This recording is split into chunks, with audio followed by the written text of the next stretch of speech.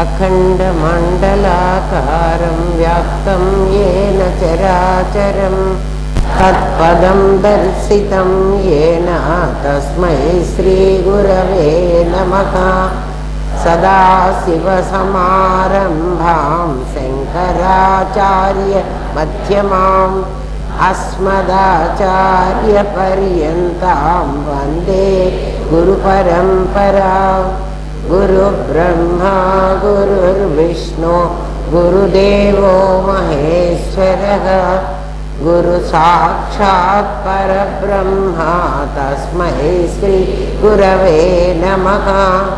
नित्यानन्दं परमसुखदं केवलं ज्ञानमूर्तिं विश्वातीतं गगनसदृशं तत्त्वमस्यादिलक्ष्यम् एकं नित्यं विमलमचलं सर्वधी साक्षिभूतं भावातीतं त्रिगुणरहितं सद्गुरुं तं नमामि।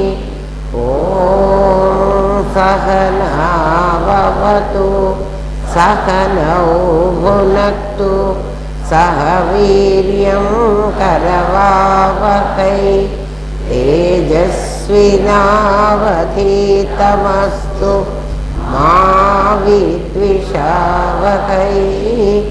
ॐ शान्ति शान्ति शान्ति। తండ్రి జగద్రక్షక 82వ ప్రశ్న శిష్యుడు అడుగుతున్నాడు. ఇప్పటి వరకు వేదాంతం అతనికి ఎంత తెలిసిందో తెలియదు. గురువుగారిని అడుగుతున్నాడు, గురుదేవా సత్యం వద ధర్మం చర స్వాధ్యాయ ప్రవచనాభ్యాన్న ప్రమథితవ్య. ఈ 3 మాటలు వేదంలో చెప్పబడ్డాయి. వేదంలో ఏం చెప్పబడ్డాయంటే సత్యం వద, ఎప్పుడు సత్యమే చెప్పు, అసత్యం చెప్పద్దు. ధర్మం చర, ధర్మమునే పాటించు. సత్యము ధర్మము అయిపోయిన తర్వాత ఏం చెయ్యాలి అంటే స్వాధ్యాయ ప్రవచనాభ్యాం న ప్రమథితవ్య అన్నది. ఎప్పుడు నువ్వు నేర్చుకున్నటువంటి దాన్ని నువ్వు మర్చిపోతావేమోనని ప్రతిరోజు ఎవడినో కూర్చోబెట్టి చెప్పు. చెప్పడానికి ఎవ్వడు దొరక్కపోతే మీలాగా అందరినీ పోగు చేసుకోవాలి. గురువుగారు పాపం ఆ మాట కోసం వాళ్ళ పక్క ఇంట్లో, గురువుగారి పక్కింట్లో గౌండాలు ఇళ్ళు కడుతున్నారు గౌండాలు. గురువుగారి పక్కింట్లో వాళ్ళు కట్టుకుంటున్నారు. ఆ గౌండాలను అందరినీ పిలిచి, నాయన 5 గంటలకు మీకు గౌండాల పని నుంచి దిగుతారు కదా, నేను 1 గంట సేపు మీకు పాఠం చెబుతాను, మీరు వచ్చి కూర్చోండి అని వాళ్ళని అడిగారట గురువుగారు మొట్టమొదట్లో. నాకైతే గురువుగారే 4గురిని హాయిగా పంపించేశారు, నేను కష్టపడకుండా. 4గురిని 400 మందిని పంపించారు.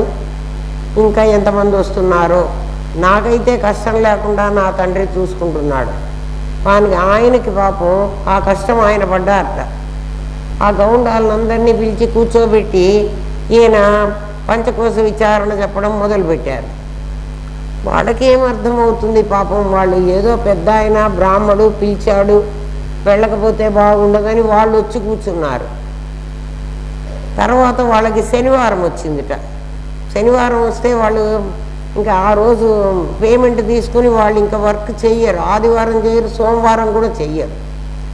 మీరు ఆదివారం చెయ్యరు కదా, మీకు నేను డబుల్ పేమెంట్ ఇస్తాను, రోజుకి ఇచ్చే కంటే ఏం పని చెయ్యొద్దు, వచ్చి కూర్చోండి, మీకు 2 అంతలు మీకు కూలీ ఎంత ఇస్తున్నారో అంతకి ఇంకా డబల్ నేను ఇస్తాను, మీరు కూర్చొని నా దగ్గర నేను చెప్పే పాఠం వినండి అన్నారట గురువుగారు.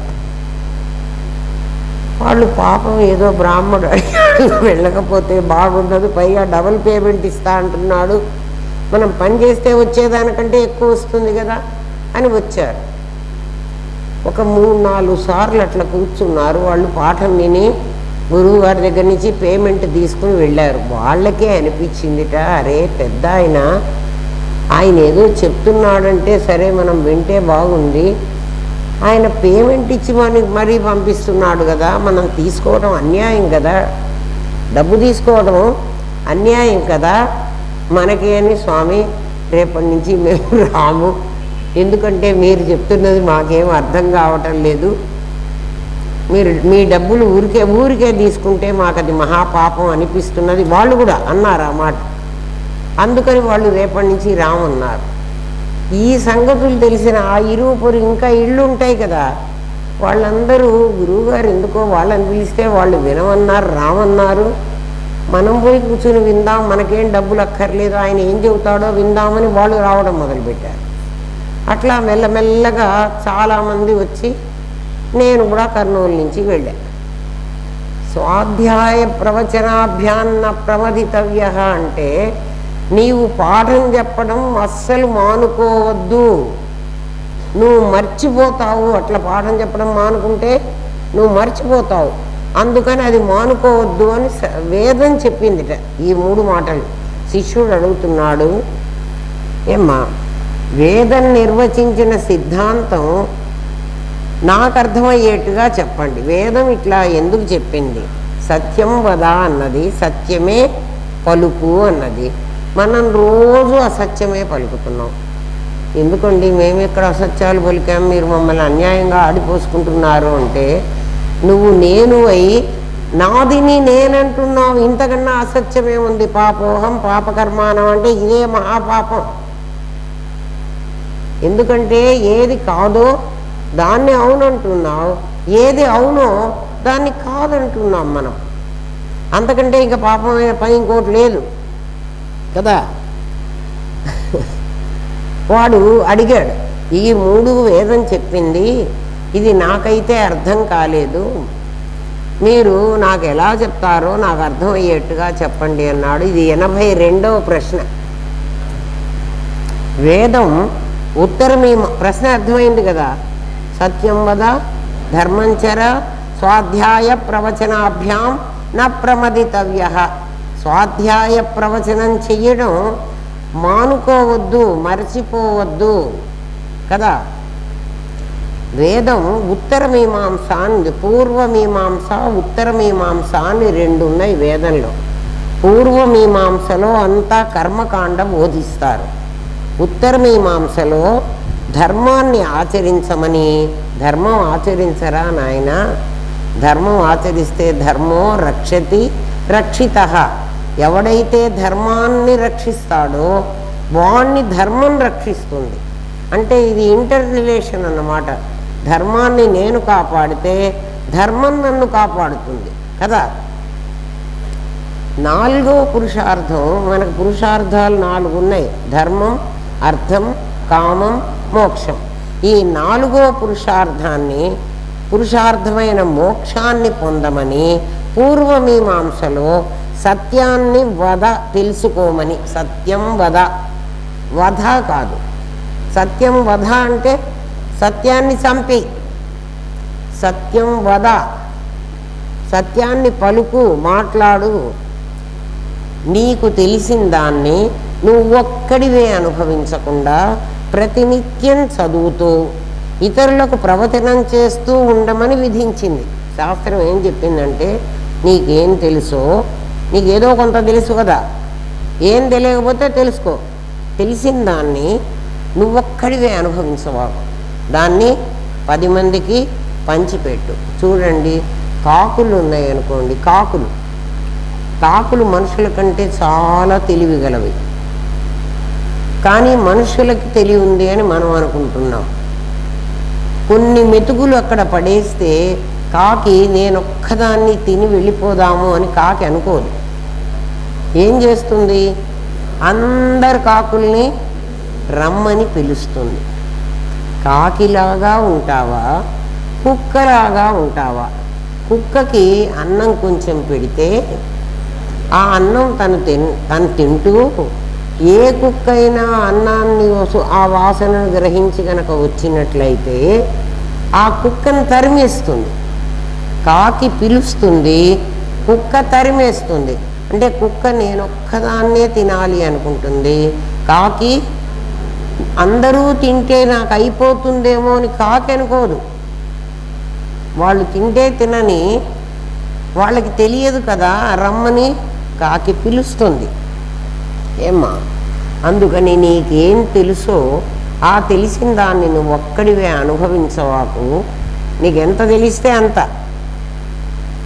అది ప్రతినిత్యం నువ్వు చదువుకుంటూ పారాయణ చేస్తూ ఉండు. దాన్ని మర్చిపోకుండా నువ్వు ఇంకొకళ్ళని కూర్చోబెట్టుకుని ఎవరికైనా బోధిస్తూ ఉండు.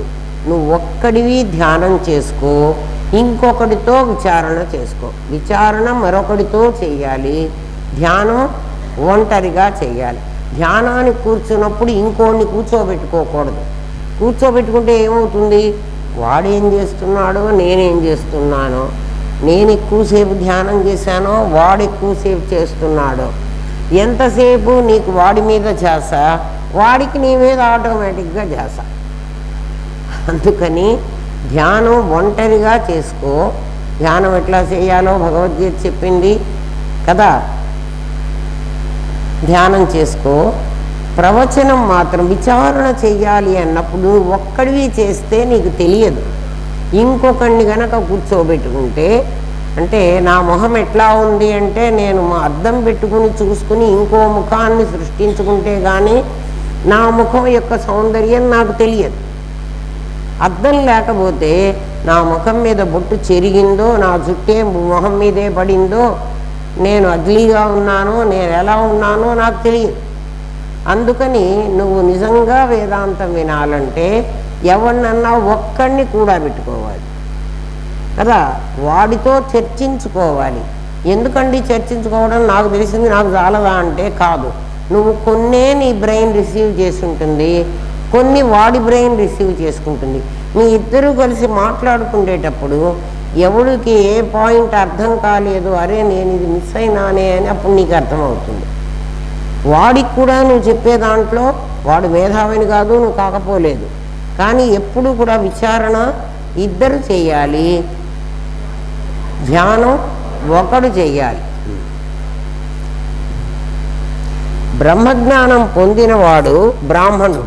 బ్రాహ్మణుడు అని ఎవరిని అనాలంటే బ్రహ్మకులంలో పుట్టినంత మాత్రాన బ్రాహ్మణుడు కాదు. బ్రాహ్మణుడు అన్న పదానికి బ్రహ్మమును గురించి తెలిసినవాడు. బ్రహ్మమును గురించి తెలిసినవాడు, బ్రహ్మమే తానైన వాడు అని రెండు రకాల మనుషులు ఉంటారు. ఒకడేమిటి? బ్రహ్మము గురించి తెలుసు, నాకు ప్రెసిడెంట్ తెలుసు, ప్రెసిడెంట్ ఆఫ్ ఇండియా నాకు తెలుసు అంటే ఏమిటి? నేను ఏ పనైనా వాడిని అడిగి చేయించుకోగలను, ఎందుకంటే నాకు వాడు తెలుసు. కానీ నేనే ప్రెసిడెంట్ ఆఫ్ ఇండియా, నేను ఎవరినో అడిగి చేయించుకోక్కర్లే, నేనే ఆ పనులు చేసుకోగలను. అది నాకు వాడు తెలుసు అంటం వేరు, నేను వాడే అంటం వేరు. బ్రాహ్మణుడు అంటే వాడు నాకు తెలుసు అన్నవాడు బ్రాహ్మణుడు. మేము బ్రాహ్మణులమండి అని అన్నాం అనుకోండి, ఎవడన్నా మేము బ్రాహ్మణులం అండి అంటారు కదా. అంటే అర్థం ఏమిటి?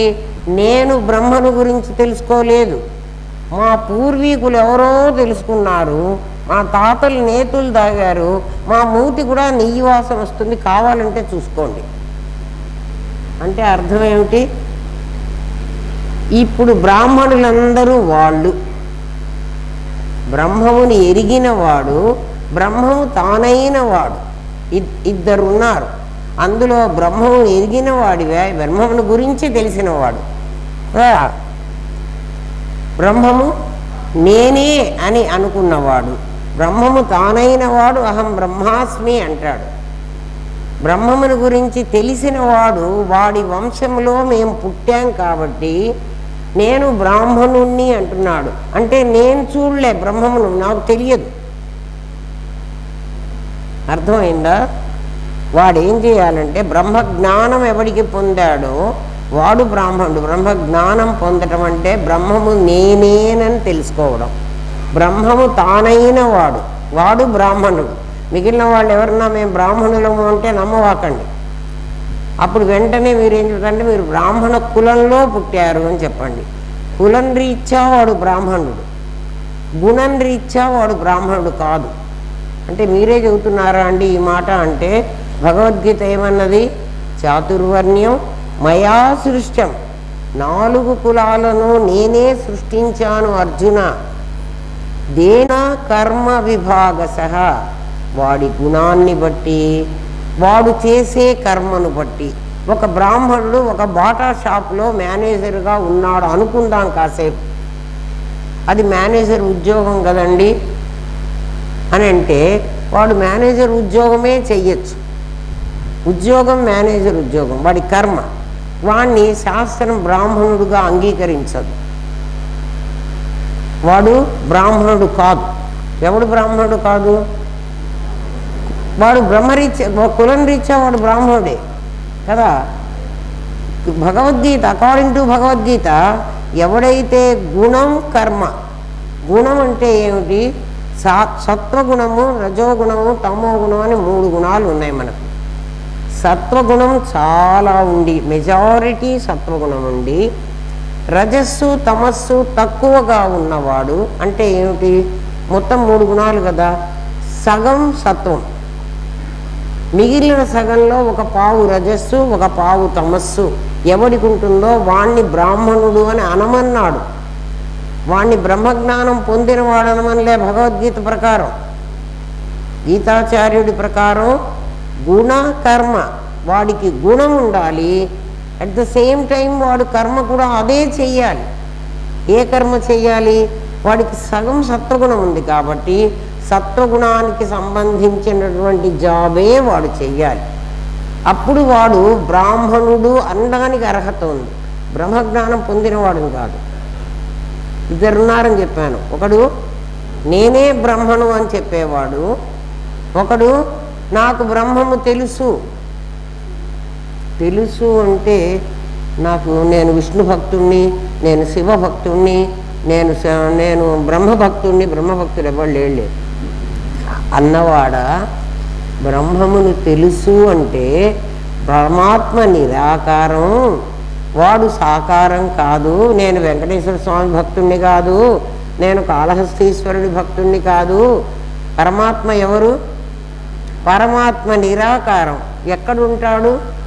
అంతటా ఉంటాడు. అది తెలిసిన వాడు బ్రాహ్మణుడు. ఎప్పుడైతే సగం సత్వగుణం వారికి ఉంటుందో మీరందరూ నిర్ణయించుకోండి. మీ గుణాన్ని బట్టి మీరు బ్రాహ్మణులా, మీ కర్మను బట్టి మీరు బ్రాహ్మణులా, లేక మీరు వంశపారంపర్యంగా మీ పెద్దలెవరో బ్రహ్మజ్ఞానం పొందారో లేదో మనకు తెలియదు.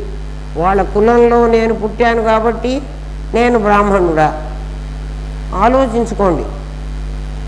భగవద్గీత ప్రకారం అయితే గుణ కర్మ విభాగశః, నీ గుణం బట్టి. ఈ క్లూ మనకి భగవాన్ ఇవ్వబట్టి మనకి ఏమిటి లాభం అంటే, మనం ఏ కులంలో ఉన్నా పుట్టని, ఏ కులంలో అంటే నాది ఏ కులంలో ఉన్నా పుట్టని, నాదికి సంబంధం లేదు, అది ఎక్కడైనా పుట్టని. కానీ అది నాకు 3 గుణాలు ఉన్నాయి. ఒకటి దేశంగా ఉంటే దేశకాల వస్తువులు జగత్తు, నామరూపక్రియలు నేను జీవుడు. నామరూపక్రియలు జీవుడు, దేశకాల వస్తువులు జగత్తు. ఈ నామరూపక్రియలు నా దేహానివా? నావే దేహానివి. మరి నేనెవరు? నేను గుణాలు ఈ రకంగా పరిణమించినటువంటి నిరాకారమైన పరమాత్మని. ఏ గుణం వల్ల నేను ఈ నాదిని తెచ్చుకున్నానో, ఏ గుణాల వల్ల నేను ఈ నాదిని తెచ్చుకున్నానో ఆ నాది ఆ కులానికి చెందినది. అప్పుడు మీకే అర్థమవుతుంది మీరు సత్వంలో ఎంత భాగం ఉన్నారు, రజస్సులో ఎట్లున్నారు. అట్లాగే సగభాగం రజస్సు ఉందనుకోండి, మిగిలిన సగభాగంలో సత్వం కొంత తమస్సు కొంత ఉన్నవాడు క్షత్రియుడు కదా. సత్వము రజస్సు కొంచెం కొంచెం ఉండి తమస్సు అర్థభాగం ఉంటే వాడు వైశ్యుడు. మనం ఆ గుణాలు ఉంటే మేము లేదండి మేమందరం వైశ్య కులంలో పుట్టామండి అందుకని మేము వైశ్యులం కాదు. కాదు, భగవద్గీత ప్రకారం అయితే మీ గుణాన్ని బట్టి మీ కులాన్ని మీరు నిర్ణయించుకోండి. మీరు చెప్పిన గుణం కులం ఎవరు నిర్ణయిస్తారంటే ఇప్పుడు ప్రజెంట్ చలామణి అవుతున్నది మీరు చెప్తున్న కులం. ఈ కులం నిజం కాదు. గీత చెప్పలేదు ఈ కులాన్ని, వేదం చెప్పలేదు. మరి ఇది ఎప్పుడు మధ్యకాలంలో ఎప్పటి నుంచి వచ్చిందో నాకైతే తెలీదు. బ్రహ్మక్షత్రియ వైశ్య శూద్రాన్ని మీకు ఇదివరకు 4 కులాల గురించి ఎప్పుడో చెప్పాను. ప్రతివాడు ప్రతి శరీరంతో 4 కులాలను అనుభవించాలి కదా. నేను బాల్యంలో విద్యాభ్యాసం చేశాను. ఆ విద్యను నేను అమ్ముకుంటున్నానా లేదా? మనం అందరం చేస్తున్న పని ఏమిట్రా? మనం నేర్చుకున్న విద్యని బిజినెస్ చేసుకుంటున్నాం. మహా అయితే అప్పుడు 10,000 ఫీజు కట్టామేమో, ఇప్పుడు దాని నుంచి 10 లక్షలు సంపాదిస్తున్నాం. అర్థం చేసుకోండి. అమ్ముకోవడం కాదా ఇది? విద్యని అమ్ముకుంటున్నాం. సరే, బ్రహ్మక్షత్రియ వైశ్య శూద్ర అనేటువంటి 4 జాతులకి అది చెప్పాడు. గుణ కర్మ విభాగశః, కర్మను అనుసరించి. ఎందుకు మీకు చెప్తున్నానంటే మీరందరూ కూడా అదే అనుకుంటున్నారు. మీరందరూ కాదు, భారత రాజ్యాంగమే అట్లా అనుకుంటోంది. చూడండి, మనకి బ్రహ్మ క్షత్రియ వైశ్య శూద్ర అని 4 జాతులు ఉన్నాయి కదా. 5వ జాతిని పంచజనులు అన్నారు. పంచమ జాతి వాళ్ళల్లో ఇంకా ఎస్టీలో ఇప్పుడంతా ఏమేమో అంబేద్కర్ రాసిన దీని ప్రకారం ఎన్నో రకరకాల కులాలు పెట్టేసుకున్నారు. నిజంగా కులం అది కాదు. భారత రాజ్యాంగంలో వాళ్ళు అట్లా చేసుకున్నారు, కానీ నిజంగా కులం అది కాదు. అది కాదని తెలిస్తే, భగవద్గీత ప్రకారం మనకు కులాలు తెలిస్తే ఏమిటి లాభం అంటే, మొన్నెప్పుడో ఒక పారిశుద్ధ్య కార్మికురాలని పక్కన సెల్ఫీ తీసుకోవడానికి ఆమె అంగీకరించలేదు అని అన్నారు. చూడండి, వాళ్ళని తక్కువగా చేసి చెయ్యమని మీకు ఎక్కడా చెప్పలేదు, శాస్త్రం చెప్పలే. వాళ్ళకి శాస్త్రం తెలియదు, తెలిసిన వాడు చెప్పడు. అందువల్ల అట్లా ఉన్నారు. మన గుణాన్ని బట్టి మనకి మేధస్సు పెరుగుతుంది. మన ఆహార నియమం అలాగే ఉంటుంది. ఎవడి గుణం దేంతో తయారైందో, ఈ శరీరం ప్లాస్టిక్తో తయారైంది, వెండితో తయారైంది, కంచుతో తయారైంది. మూడు గ్లాసులు తీసుకోండి. ఒకటి కంచుది, ఒకటి వెండిది, ఒకటి ప్లాస్టిక్ది. వాటి రకాలు అట్లాంటివి. వెండి గ్లాసులో పోసుకొని మీరు కాఫీ తాగండి. ఎందుకు తాగలేరు? దాని లక్షణం మూతి కాలుతుంది కదా. మీరు ఆలోచించండి, ఒక పదార్థానికి ఒక లక్షణం ఉంటుంది. అట్లా మన శరీరాలన్నీ కూడా తయారైనవి అంటున్నాం కదా. ఈ శరీరాలు తయారైనవి. ఇవి గాజు గ్లాసో, ప్లాస్టిక్ గ్లాసో, వెండి గ్లాసో అట్లాంటివి కాసేపు అనుకోండి. మరి నన్ను ఏం చేయమంటారు? మీకు అంతకంటే ఉపమానం చెప్పడానికి వీలు లేదు. దీనికి గుణాల వల్ల ఈ శరీరం తయారవడం కాదు, గుణం ఒకటి ఉంది. ఆ గుణం ఉండడం వల్ల దీని లక్షణాలు మారుతూ ఉన్నాయి. ఆ గుణం దేని వల్ల వస్తుందంటే ఆహారం తీసుకోవడం వల్ల వస్తుంది. ఆహారం వల్ల గుణం ఏర్పడుతోంది. గుణం వల్ల నీ బిహేవియర్ ఉంటున్నది. దానివల్ల ఏం చేస్తున్నావంటే ఒకడు చాలా షార్ప్ బ్రెయిన్ ఉండి ఇమీడియట్గా టీచర్ చెప్పిన దాన్ని అర్థం చేసుకోగలుగుతున్నాడు. అందుకని వాడు చక్కగా చదువుకోగలుగుతున్నాడు, పెద్ద పెద్ద ఉద్యోగాలు చేయగలుగుతున్నాడు. ఎందువల్ల? వాడి బ్రెయిన్ పెరిగింది. సత్వగుణం వల్ల వాడి శరీరం తయారైంది. వాడి గుణం వల్ల, వాడు తింటున్న ఆహారం వల్ల వాడి బ్రెయిన్ రిసీవ్ చేసుకునే కెపాసిటీని ఎక్కువ సంపాదించుకుంది. అందుకని వాడు క్లాసులో పాఠం చెప్పిన దాన్ని వెంటనే గ్రహించగలిగాడు. వెంటనే వాడు పెద్ద పెద్ద ఉద్యోగం ఐఐఎస్లో, ఐఐటీలో వాడిష్టం అటువంటి జాబుకు వాడు వెళ్ళగలిగాడు. వాడి కులంతో సంబంధం లేదు. ఒకడు వాడు తినే ఆహారం వల్ల వాడికి అంత తెలివితేటలు లేకుండా పోయినాయి. వాడు తక్కువ గ్రాస్ చేసుకున్నాడు. వాడు మామూలు గుమాస్తాగానో ఏదో వాడి పొట్ట పోషించుకోవడం కోసం వాడొక వృత్తి తీసుకుంటున్నాడు కదా. ఒకడికి ఏమీ చదువు రాలేదు, కానీ వాడు ఈ ప్రపంచంలో బతకాలి. తెలివి లేదు. తెలివి అంటే ఏమిటి? ఇటువంటి మా వాడు ఐటీ పని ఏం పని రాది. ఇప్పుడు ఈ పెళ్లి సంబంధాలకు పోతే ఏమడుగుతారు? కంప్యూటర్ సైన్స్ కంప్యూటర్ సైన్స్ అయినా వాడు సాఫ్ట్వేర్ మర్చిపోయినా సాఫ్ట్వేర్ వాడికి మాత్రమే పెళ్లి చేసుకుంటే అర్హత ఉంది. ఇది ఏం తమాషో నాకు అర్థం కాలే. సొసైటీ ఏమైపోతుందో నాకు తెలియటల్లా కదా. సరే వాడిని వదిలేసేయి. వాడికి పాపం చదువు రాలేదు. వాడు చదువు రానంత మాత్రమే ఈ ప్రపంచంలో వాడు కూడా ఒక మనిషి. వాడు ఏదో బతకాలని వాడు ఏం చేస్తాడు, వాడికి వీలైనటువంటి ఉద్యోగం వాడు చేస్తాడు. ఏది వాడికి రాదనుకో వాడు పారిశుద్ధ్య కార్మికుడు అవుతాడు కదా. వాడికి ఏం రాలేదు, నో అదర్గో, వాడు తినాలి, మరి వాడికి కూడా డబ్బులు కావాలి, వాడు ఆ పని చేస్తున్నాడు. అంత మాత్రం చేత వాడిని తక్కువ కులం వాడు అని అనడానికి వీల్లేదు. గుణకర్మ విభాగ సహా నువ్వు చేసేటువంటి గుణాన్ని బట్టి నీ కర్మను బట్టి. రాజకీయ నాయకులకి ఇదంతా తెలియదు కాబట్టి వాళ్ళు చదువుకోలే, వేదం చదువుకోలే, ఎవరి దగ్గర రామనాథం గారు లాంటి వాడి దగ్గర కూర్చొని వినాలే. అందుకని వాళ్ళకి తెలియదు. తెలియకుండా ఏం చేశారు, వీళ్ళందరూ విడిపడ్డ కులాల వాళ్ళు, వీళ్ళంతా అగ్ర కులాల వాళ్ళు. వీళ్ళని ఇట్లా పైకి పెట్టారు, వాళ్ళని ఇట్లా కిందికి పెట్టారు. కిందికి పెట్టక్కర్లేదు వాళ్ళని. అందుకని ఒకప్పుడు ఎవడో మరి మన పూర్వీకులు ఏం చేశారో మనకి తెలియదు. వాళ్ళందరినీ దూరంగా పెట్టారు, గ్రామానికి దూరంగా. ఎందుకంటే పరిశుభ్రంగా లేరని. వాళ్ళకి గుణం నేర్పించాలి. అట్లాంటివి ఏం నేర్పించకుండా వాళ్ళని దూరంగా పెట్టేశారు. పెట్టిన తర్వాత ఏం చేశారు అంటే వాళ్ళని పైకి తీసుకురావడానికి సంక్షేమ పథకాలు, వాళ్ళకి free boarding, free లాడ్జింగు, free education కదా. వాళ్ళకి ఉండడానికి తినడానికి అన్నీ ఇవ్వండి, ఇవ్వద్దని నేను చెప్పలేదు. వాళ్ళకి అన్నీ ఇచ్చి వాళ్ళని పైకి తీసుకురండి. వాడు ఒక స్టేటస్కి వచ్చిన తర్వాత, వాడు ఒక డిగ్రీ సంపాదించుకున్న తర్వాత వాడు వీడితో ఈ జన సమూహంలో వాడు కలిసిపోవాలి. వాడికి మంచి జాబ్ ఇవ్వాలి. మీకు తెలియాలనే ఇవన్నీ చెప్తున్నా. అది కాకుండా వాడు త్రూఅవుట్ హిజ్ లైఫ్ వాడు నేను బర్త్ సర్టిఫికెట్ పెట్టాను కాబట్టి నేను తక్కువ కులం వాడిని, నన్ను చివరి దాకా నన్ను చూడండి, నాకు ప్రమోషన్లలో కూడా మీ అగ్రకులాల వాడు ఉంటే వాడిని కిందికి పెట్టి నేను రిజర్వేషన్లో నన్ను పైకి తేండి అంటే ఇది ఎక్కడి ధర్మం?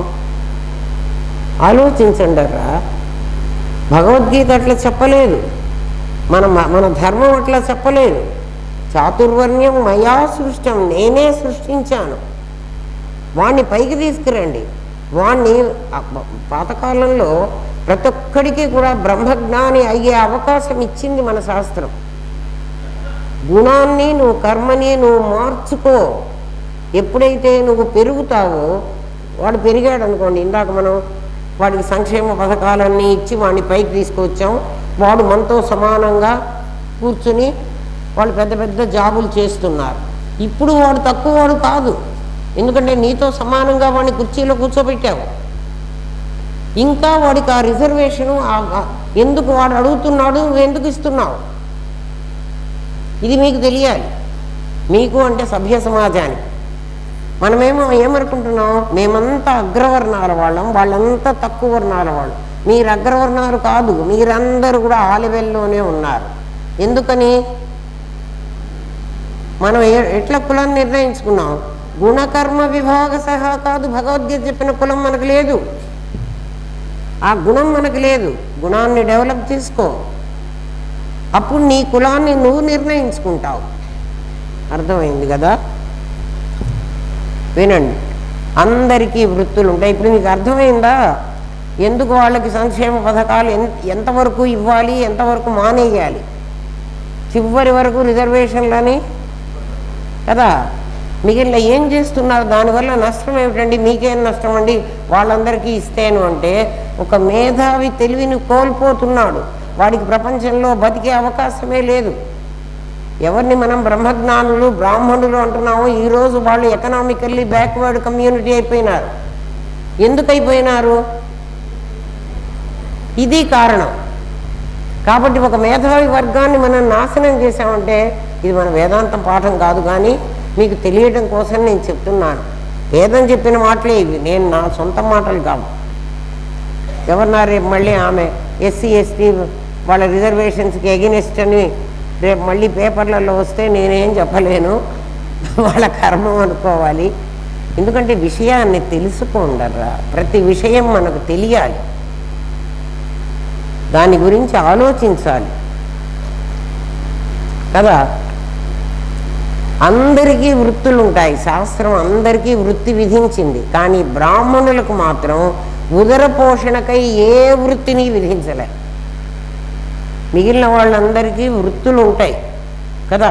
క్షత్రియుడికి యుద్ధం చెయ్యాలి, ఆర్మీలో చేరాలి, వైశ్యుడి వ్యాపారమే చెయ్యాలి, కుమ్మరివాడు కుండలే చెయ్యాలి కదా, సారివాడు బట్టలే నెయ్యాలి కదా. ఎవడి కుల వృత్తి అంటారు దాన్ని. వృత్తులు అందరికీ ఉంటాయి. కానీ శాస్త్రం బ్రాహ్మణుడికి వృత్తి విధించలేదట, వేదం విధించలే. బ్రాహ్మణుడికి ఏం చేయమని చెప్పిందంటే వాళ్ళని న్యాయ నిర్ణేతలుగా ఉండమంది. ఎందుకంటే వాళ్ళు సత్వగుణంతో పుట్టారు. సత్వాత్ సంజాయతే జ్ఞానం. సత్వగుణం ఉన్న వాడికి జ్ఞానం ఉంటుంది. జ్ఞానం వల్ల వాడు ఏది న్యాయమో ఏది అన్యాయమో వాడు అర్థం చేసుకోగలడు. అందుకని వాళ్ళని న్యాయ నిర్ణేతలుగా పెట్టండి. న్యాయ నిర్ణేతలు అంటే ఎవరు? జడ్జెస్. జడ్జి అన్నారు ఎందుకంటే వాళ్ళు లంచం తీసుకోకుండా సరైనటువంటి న్యాయాన్ని చెప్పగలుగుతారు. న్యాయవాదులుగా, వాళ్ళని న్యాయాన్ని గురించి వాదించే వాళ్ళుగా, లాయర్స్గా వాళ్ళకి ఈ వృత్తే చెప్పింది. న్యాయ నిర్ణేతలు, న్యాయవాదులు, ప్రజా ఆరోగ్యాన్ని సంరక్షించే వైద్యులు, ఫిజీషియన్స్. మళ్ళీ సర్జన్స్ కాదు, ఫిజీషియన్ మాత్రమే. సర్జన్లు మళ్ళీ వేరే. సర్జన్ అంటే ఆపరేషన్ చేసేవాడు. పురానికి హితవు కలిగించే పురోహితుడు, ప్రవచనము చెప్పే ఉపాధ్యాయుడు, సలహాలు ఇచ్చే మంత్రి. ఇలాంటి పనులు మాత్రమే వాళ్ళు చేయాలి. అంటే వీళ్ళకి ఏం పని చెప్పారు చెప్పండి? ఫిజికల్ వర్క్ చెప్పలే. ఇదంతా మెంటల్ వర్క్, మానసికంగా. ఆ శక్తి వాళ్ళకి ఎక్కడి నుంచి వస్తుంది? వాళ్ళు తిన్న ఆహారం వల్ల, వాళ్ళు తయారైన శరీరం తయారైన విధానం వల్ల, దానివల్లే వస్తుంది. అంటే సత్వగుణం వాళ్ళకి అధికంగా ఉంటుంది. అట్లా ఉన్నవాడే బ్రాహ్మణుడుగా పుడతాడు. బ్రాహ్మణుడు అంటే బ్రాహ్మణ కులంలో కాదు, బ్రాహ్మణుడు అవుతాడు కదా. వ్యాసుడు బ్రాహ్మడా శూద్రుడా చెప్పండి? వ్యాస భగవానుడు పరాశర మహర్షికి సత్యవతి అనే బెస్తామెకి పుట్టాడు. వాళ్ళమ్మ బెస్తామె, ఆయనేమో బ్రాహ్మణుడు. మరి వ్యాసుడేమో వ్యాసో నారాయణో హరి. వ్యాసుడు నారాయణుడైనాడు. దేనివల్ల? అతని గుణం వల్ల. ఊరికే చదువుకోవాకండి, అర్థం చేసుకుని చదువుకోండి, మీకే తెలుస్తుంది. ఫలాపేక్ష రహితంగా బ్రాహ్మణుడు ఎట్లా ఉండాలంటే, మీరంతా బ్రాహ్మణుడు అందుకని మీకే చెప్తున్నా. బ్రాహ్మణుడు ఎట్లా ఉండాలి అంటే వాడు ఫలాపేక్ష రహితంగా, తిరిగి నాకు దీనివల్ల ఇది వస్తుంది అని అనుకోకుండా, ఫలాన్ని అపేక్షించకుండా వాడు సమాజానికి సేవ చేయాలి, సొసైటీకి సేవ చేయాలి. మిగిలిన వారందరూ, మిగిలిన మనుషులు, ఇంకా చాలా జాతులు ఉన్నాయి మనకి. బ్రాహ్మణుడు కాకుండా క్షత్రియ, వైశ్య, శూద్ర, పంచమ. మిగిలిన వాళ్ళంతా అంటే 5వ జాతి అన్నారు. పంచములు అంటే మనం ఏదో చాలా తక్కువ వాళ్ళు ఉంటున్నాం. పంచములు అంటే మళ్ళీ 4 కదా, 5వ వాడు. అది తెలియకుండా పంచములు అంటే వాళ్ళు దళితులు, వాళ్ళు ఇంకా ఏదో రకరకాల పేర్లు మనమే పెట్టేశాం. ఎందుకంటే మనకు తెలియదు కదా. వాళ్ళు వీడి పోషణ బాధ్యత వాళ్ళు తీసుకోవాలి. ఎందుకంటే వీడు తన కోసం పోషించుకోవడం కోసం వీడు ఏ వృత్తి చేయటంలా, సొసైటీకి మేలు కోసమనే చేస్తున్నాడు. అతను ఉపవాసం ఉంటే ఊరికే అరిష్టము అని శాస్త్రం చెప్పింది. వాడిని గనక ఉపవాసం పెట్టారంటే మీ ఊరు నాశనం అయిపోతుంది పొమ్మన్నారు. అంటే వాడిని ఉపవాసం పెట్టకుండా వాడికి తిండి పెట్టండి. క్రమంగా బ్రాహ్మణుడు తన విధిని మర్చిపోవడం వల్ల, ఎందుకురా ఇటువంటి సొసైటీలో ఈ కష్టాలు వచ్చాయంటే, బ్రాహ్మణ్ణి ఏం చేయమన్నాం? జడ్జిగా ఉండమన్నాం, న్యాయవాదిగా ఉండమన్నాం కదా. తర్వాత ఇంకొకటి ఎవడో ఉపాధ్యాయుడిగా ఉండమన్నాం, మంత్రిగా ఉండమన్నాం, పురోహితుడిగా ఉండమన్నాం. మంత్రిగా ఉండమన్నాం అంటే ఇప్పుడు సామాజిక న్యాయం లేదని, ఈ సామాజిక వర్గానికి ప్లేస్ ఇవ్వలేదని అట్లా కదా. రకరకాల మంది మంత్రులే. మంత్రిగా వీడే ఉండాలట కదా. ఏమీ లేకపోతే అడ్వైజరీ బోర్డు కమిటీ మెంబర్గా సజ్జల రామకృష్ణ అలా కాకుండా కదా. జ్ఞానం కలిగిన వాడు అక్కడ ఉండాలట. ఉంటే ఈ దేశం నాశనం కాదు. వాడు ఏం చేశాడు బ్రాహ్మణుడు, వాడి విధిని మర్చిపోయి సమాజాన్ని తిరోగతి పాలు చేశాడు. వాడు వాళ్ళలాగా ఉండకుండా వాడు మిగిలిన వాళ్ళ వృత్తులు తీసుకుని, ఎందుకంటే బాటా స్టోర్లో మేనేజర్ పని వాడు చేస్తున్నాడు. అది ఎవడు చేయాల్సిన పని? పంచముడు చేయాల్సిన పని. మరి వీడు చేస్తున్నాడు. వీడు రాకూడదు ఆ పనికి. సన్యాసాశ్రమం స్వీకరిస్తే ధనాశ ఉండదని సన్యాసం స్వీకరించమన్నారు. మరి సన్యాసిగా ఉంటే ఇవన్నీ అక్కర్లేదురా, నీకు ఈ గొప్పలు, అందుకని నువ్వు సన్యాసాశ్రమం తీసుకోరా అని చెప్పారు. బ్రహ్మజ్ఞానం పొందాలంటే సన్యాసం స్వీకరించమన్నారట. సన్యాసి ఏం చేయాలి అంటే దేశ సంచారం చేస్తూ సమాజంలోని ఒడిదుడుకులను సరిదిద్దటం వాడి విధి. గృహస్థు కుటుంబ పోషణలో వృత్తి ధర్మాన్ని నిర్వహిస్తూ, గృహస్థు ఏం చేస్తాడు, వాడి కుటుంబాన్ని పోషించుకోవాలి. దానికోసం ఆ మూడిటి వెంట పడాలి. మూడేమిటి? ధనేషణ, దారేషణ, పుత్రేషణ. ఈ మూడు వాడికి తప్పవు. ఎవరికి? గృహస్థుకి. వాడు ధర్మాన్ని నిర్వహిస్తూ ఆశ్రమాలకు వెళ్ళి ధర్మాన్ని తెలుసుకోవడానికి వీల్లేదు. వాడి డ్యూటీస్ వాడికి ఉంటాయి. అందుకని వాడు ఆశ్రమాలకు వెళ్ళి సన్యాసుల దగ్గర మేము పాఠం వింటాము అంటే వీలు కాదు. గృహస్థాశ్రమంలో ఉండేవాడికి ఆ వీలు లేదు. ఎందుకంటే ఒకరోజు వెళ్ళగలడు. 4 రోజులు వాడు వెళ్ళాడనుకో, ఇంట్లో వ్యాపారం కాస్త సున్నా. రేపటి నుంచి పొయ్యిలో పిల్లి కూడా లేవదు. పొయ్యిలో పిల్లి అట్లాగే పడుకుంటుంది. పిల్లి ఎందుకు పడుకుంటుంది? పొయ్యిలో ఏం వండకపోతే పిల్లే పడుకుంటుంది. అది అందుకని బ్రాహ్మణుడు ఏం చెయ్యాలంటే, వీలైతే సన్యాసం తీసుకోమన్నాడు. మాకెందుకండి ఇవన్నీ చెబుతున్నారు మేమంతా అంటే, మీరందరూ బ్రాహ్మణులు కదా. బ్రాహ్మణులు అంటే ఏమిటి? ఆ బ్రహ్మమును తెలిసినవాడు. మీకు అందరికీ నిరాకారం అని తెలుసు, అందుకని మీకు చెప్తున్నా ఇవన్నీ. వెంకటేశ్వర స్వామి దేవుడు అని అంటలేదు కదా మీరు. వెళితే వెళ్ళండి, నేను కాదనలేదు. కానీ వెంకటేశ్వర స్వామే దేవుడు అని అంటలే ఈ హాల్లో కూర్చున్న వాళ్ళు ఎవరు కూడా. వీళ్ళందరూ పరమాత్మ ఎవరు అంటే సద్ఘన చిద్ఘన ఆనందఘనం అనేవాళ్ళే. అందుకని మీరంతా బ్రహ్మమును తెలిసిన వాళ్ళు, బ్రహ్మము తానైన వాళ్ళు కాదు. మీకు మొదట్లోనే రెండు చెప్పాను మీకు. బ్రహ్మము తానైన వాడా, బ్రహ్మము తెలిసినవాడా? బ్రహ్మము తెలిసిన వాడి డ్యూటీస్ ఇప్పుడు నేను చెప్తున్నా. అంటే ఇవి మీకే, మీ డ్యూటీసే. మాకు కాదులే. ఎవరినన్నా ఎగబడి ఎదురుగా తిడుతున్నా కూడా, అమ్మగారు ఊరికే తిడుతున్నారు కానీ మమ్మల్ని కాదులే, వాళ్ళు ఎవరినో అంటే దున్నపోత మీద వాన గురిస్తే ఇట్లా వదిలిస్తుంది నన్ను కాదు. అది మిమ్మల్ని మీకే చెప్తున్నాను. మళ్ళీ మీరు మేము అది కదా, మేము ఇది కదా, మేము ఇదే అదే, అదే ఇదే, ఇదే అదే, ఏదీ లేదు. బ్రాహ్మణుడు ఏం చేయాలంటే దేశ సంచారం చేస్తూ స్వయం తీర్ణ పరాం స్థారయహి. మీకు ఆత్మలక్షణాలు చెప్తూ ఉన్నప్పుడు ఒకటి చెప్పాను, తను ఉన్నానని నాకు తెలుసు, ఈ ప్రపంచం ఉన్నదని కూడా నాకు తెలుసు.